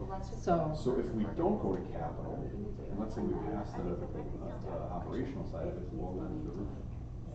Now I'm eating into that, and Yeah, oh, yeah. and I just, again, I wish I had Marty McFly's time machine. It's no different than Arrowhead at their stuff, they're putting Right. more long-term, if you look at it as a business, you're putting in more long-term and trying to force these things, I mean, You hearing are. them versus Just doing fix it. something different. Different. Yes, yes. You know, part of Those the people problem can't too see is- beyond the dollar. No, they can't, look, I was in the Eustisford School District for 5 years as building principal, and I built it.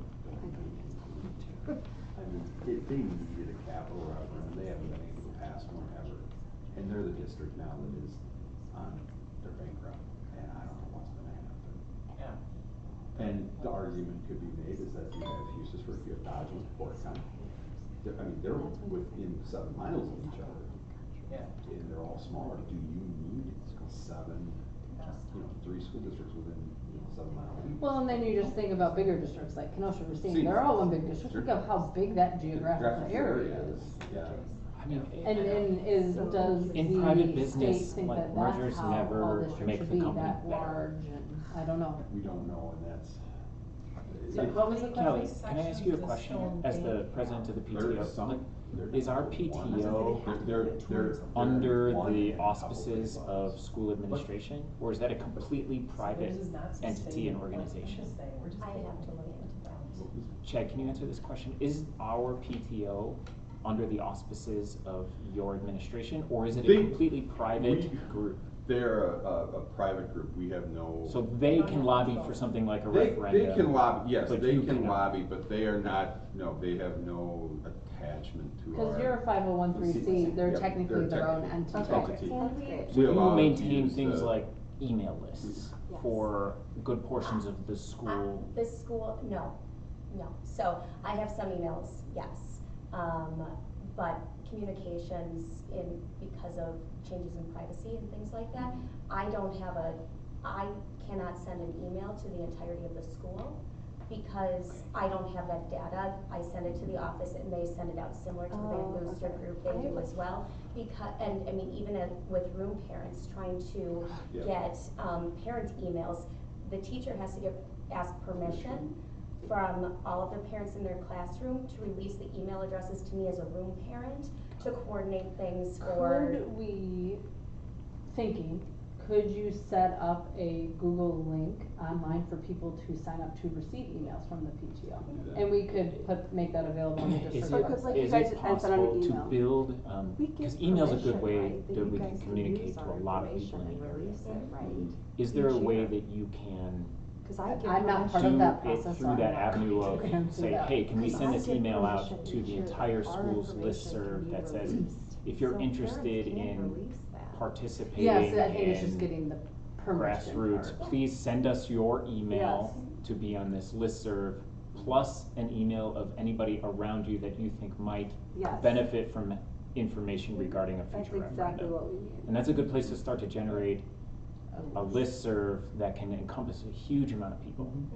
I think we've just been waiting to hear, like, are we gonna go for referendum, right? Like, I know we've kind of been like, this summer. Because all communication you wanna put out there, you wanna make sure it's factual and because otherwise you're just clouding up their email addresses with hypotheticals. Right. And that's why we haven't, because until the budget is certified in October, these numbers can change, and that's why it hasn't been pushed out to the wider community. And as I focused on and harped on the volatility, what happens if it changes drastically? And you started here, and then they're like, you guys have no idea what you're doing. Is this As far as having an PowerPoint event, considered something that, because this is a public forum, so we can pull slides from this without fear of repercussion, You and can- put it in a You can private email out to the community? You can pull a slide, you can. I would just be, if I'm being very frank, be cautious of what you're putting out without the explanation behind it. Understand. Because that's what's happened in this district since the time I've been here. I've heard too many wild things, and it's data right now. There's context behind it, right? You know, look, the board is going to see this. You all saw this for the first time. The board's gonna be. But we published the last one of these. But we publish it, and we. And I go we're gonna back put in it and on the add some website. It will be on the caveats website, but and, I always like, caution, manual without the exercises on our contextual website. background, I don't know it exactly creates where on the website, 'cause I don't. panic. I just want to make But sure I- people saying, we hey, put it this up. is what we heard, there is more to it. There is not just, it's A or B, so absolutely, it will be out on our website. I Amy would will post it. recommend adding like that bullet point summary slide. At the end. This school will be bankrupt or be in a I would negative, agree. general fund state in 2 That, years. I can't do that unless Projected. I have In to talk October? to the Board of Education. Oh. And we have to, exactly. Once we certify the budget, I think we can put something like that out. But until we have to follow the process. That's the other thing. And that is a statutory thing that we do. I do not wanna, because you can clearly see what happened when they didn't follow a process. Simplification, I think, Yes. is the best way forward. agree. It's I like it. taken me more than a year to fully comprehend all of this information and how the state, the local, and the administrative local running of this school operates all together. Yeah, And the yeah. financial picture it presents, and that's ultra complicated for the average person that It we're is. trying to convince. Right. Like, hey, we are going to have a school here or not in 2 years, Yes. potentially. And that's, I and, do think there was a board that said that. yeah, They made that statement as a caveat to one of their referendums recently of, do you want this district or not? But the board was willing to say say that. that publicly, so we would want that same we need that same agreement, statement. from the board to be able to put out a statement of that Yeah. magnitude. So We buy with that parents, somewhere. like if What? PTO were to put together like sell yard signs. Like just general support, we go Wildcats, Together We Thrive, something like that. Would parents be open to, because everything costs money. Like if we did it as, not a fundraiser, but if it was a PTO sponsored, kind of get the message out like Gay Lake Country. But, okay, because that way it's visible to your neighbors. It's front of mind, they have to drive by it every single day. So that, I mean, there's some different things like PTO is trying to figure out in terms of how do we engage with our parents and families and continue in our fundraising endeavors so we can continue to do what we do. How do we engage with the broader community, because to get, like, put the school back in the spotlight to the school and give us some recognition that Lake Country School is your local school. So there's things we're working on, but that was one of those, like, would yard signs be beneficial if we promoted something like that? We've done car decals, so just where we can go with that. No, I think that's certainly viable. I mean, it doesn't say referendum, it doesn't, I was it's just gonna like. say, as long as you don't do that. No, then I think Right, that's right, sort of don't- defining. right. Yeah. But it's a togetherness. I think It's as you- just starting to build the community. as we get closer to a referendum, if an outside group wants to get more direct on it, I think they should. Yeah. I mean, you know, part of it, you could almost go with something, you know, a no vote is a vote yes for all the horrible things that are gonna happen. I love that. If every household talked to their 4 closest neighbors, Yeah. just went and knocked on their door and asked them, Yeah. what do you understand about Lake Country School? Yes, that's what we should be doing this We fall. are also You know, thinking about that's getting door hangers 300 for an families. outside group, if anybody wants door Yes. hangers, you know, you can do those Absolutely. things, so. Or- So Get we our are, kids in mailboxes. I guess I wanna Put them in culminate the- to be respectful of your time. We will get back together again, but I want you to think about, you know, some of the things, Pat, moving forward. Any questions that you have, please let Melissa and I know so we can answer them.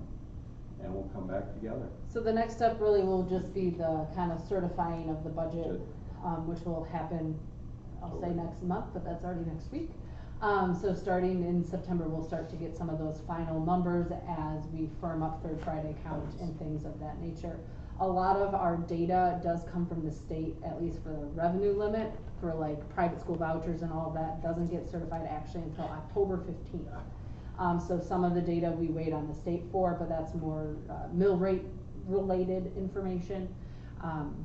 So we can work on those internal things like Third Friday account once we have that finalized and start putting together some more final data. But we won't be able to present anything really until October due to, that's when the state releases our revenue limit and things of that nature. Can you, I guess the one thing I would look before the next meeting is if you can see how many households are in this district. Yeah. And how many, oh my God, this world is so full of data, which somebody has it, and how many of them have children. Have children. Yeah. We And know it there's, has to we be know children at there's, this we know point, there it are doesn't have to be 20, here. we know there are 2,500 plus mailing addresses. We do know that. Okay. We do know that. Would But, census data have this? but that can also include, you know, like a business or like the flooring business up the street. That's another thing too, So, to get businesses At on one point, board I thought it too. was like 125 families. Big businesses Really will low, be um, I heard that from. it's generated through but that property might not taxes, be- right? Okay. I don't know, they were like, I I mean, have- that was like an estimate, but like 125 families, because if there's 300 and something kids here, but I have 3 kids here, and you have 3 kids here, and, you know. Yeah. And Okay. that doesn't take into account households with kids in private schools or homeschooled. 'cause Right, Right. cause there's enough, we have Right. one committee member Right. here that. we will see what we can Yeah. find. I mean, we were even talking with one of, the communications people about getting voter rolls just to see, you know, who voted. Can't tell you how they voted, but to see who Who voted. would you actually? Well, it would be interesting information just for you guys also in your projections, like, like, how many people are here gonna have kids in Right. 3, Right. 5 years, you know, and how quickly will that decline? For Yeah. about the open enrollment part, but just Yeah. is there, I Less don't know kids. who's moving There- into the new development, it's- like up on 83 and Mhm. Geeson area there, or whatever that's called. Apparently Yeah, there's a there couple are of young families there. families. There are families there? A couple, Okay. yeah. Yeah, there's the Brooks family, and then there's another family that their kids are all younger, but I can tell you, even in the neighborhood that's like south of that, there are kids coming in, they get in, it's a couple, they get in and they've had like 2 kids. It's more about, they want a house, and then they have the kids. So Kids. part of it Yeah. is also policy. If you make housing available Right. in the area, then younger couples will move in, Mhm. they will have kids, Yep. and then you'll have kids in the district. Right, but this has always been a Yeah. poor starter house. Yeah. Yeah. That But there hasn't are changed in homes 20 that so are years. having kids. You know, Um, we've got one on the market in our neighborhood, Yeah. but, I mean, at 800, they listed it at $850,000. I mean, yeah. when my kids were, we couldn't, now we couldn't afford to move into the district. Right. But there are 3 on the market right now that are, there's one that's 300 and some thousand that's out on 83. There's a 600,000, a 625, I think that's Cora's family is moving. And then, which is, they were pulling their child, so if they move, that's actually better for the district if a family moves into that house that will come here. And then there's another one that's 695. So there are some 600s. Right. And there's 300s. But 600s to my 25-year-old that's trying to buy a house, and Yeah. he and his girlfriend have good incomes. Yeah, that's a lot. That is a lot Right. more than Yes. what he knows when we paid for our house in Yes, 97, he's exactly. like, Mom, I It's can't do hard, this," and especially with that's- the interest rates Interest right rates now. I right think now. that's Right, also and a he- killer so for he would say, younger people like, coming in. like, he loves it here. My son but loves he- So the soonest we could do referendum would be November? No, no, No. no, 26. February. February of February. 26, 195. the more, February or my April. recommendation Well, that's what- would not be Not February, February. just the number of voters usually isn't there historically, that would be my perspective. Yeah. The 5 months. Other away. people can say other things, Yeah, that's me. it's just not. I think April would be your April is first our best bet. first. The good thing is you can ask We the can come question back in twice, so November. you can then Yeah. come back in November. Did you guys if set this worst meeting case. time? Is Yeah. it you Yeah. or is it the committee? Our- Okay. our It time. was Committee. You know, the in committee today's voted. modern world of like multiple spouse, where I just happen to be lucky Right. that I'm not going to work tonight, Right. tonight, right? Right. To be here and participate in this. Yeah. Mhm. But I would really encourage like times where multiple parents can be present. Right, and With two we will, and I working have to, households. I get that, but I have to also be respectful. It was a of- survey of- done with of the committee. committee It's of based what off time of the worked. committee when we can get here, I send them out a survey of what times they can work, so. Sure. 'Cause in Well, I actu- guess then I'll 'cause in direct that up to actuality- committee. In actuality, like, he's being really nice by like having you guys be as interactive Yeah, as, sure. as he is, Yeah. because in It's not it's as really In supposed to be us actuality, talking and, yeah, It everybody. should, we should be a little bit more to the rules of it, but it's Yeah, fine. but if you've got a But we- room full of 30 a some 30, people you know, here, It's gonna be then just a 30 very, opinions. it's a listening session then, Well, so. yeah, maybe it could just be like a dialogue then between parents and like the two of you, like that would be, I think, so helpful if it was like, hey, come bring your questions, because I do think there's a lot With of parents. administration. Yeah, parents who are Mhm. considering, like, I've heard from some here, I'm gonna give it this school one more year. And Yep. if it's not figured out, we're pulling our kids, Yeah. so we already know there's so many kids leaving, so if there was something like that, I think that would be huge for Mhm. parents to get their questions answered, at least feel like, hey, we're heard, and they're responding Yeah. to us, and like, times, I think when people come to the board meetings, they end up being more frustrated than encouraged Yeah, because of the and way I that do it's want you all to run. know, it's not a us thing, it's just the governance And of it's how a school district has to run a board runs. We don't do that on purpose to frustrate you, it's just, the more we don't follow the rules, the more likely something could go And I think awry. that's why it's important to have a different time that parents can talk with people. Yeah. Like, this has been nice, cause we can Quarterly. talk to somebody, you know, Right. because it helps the parents be able to feel like they're having a dialogue with you Mhm. Yeah. guys. Yeah. And they Absolutely. understand your opinions better, which Yeah. I think is great Mm-hmm. in feeling like you're on the same team, you know, like with the Absolutely. PTO or with the board, Right. you know, like, Right, it's nice, cause then it's not people that can't talk to you, right. you know? And then you get frustrated because you can't have Yeah, the question right. answered. No, it's a good, Yeah. it's very, very fair and valid. Well, thank you, committee, for coming in, and we will get together again.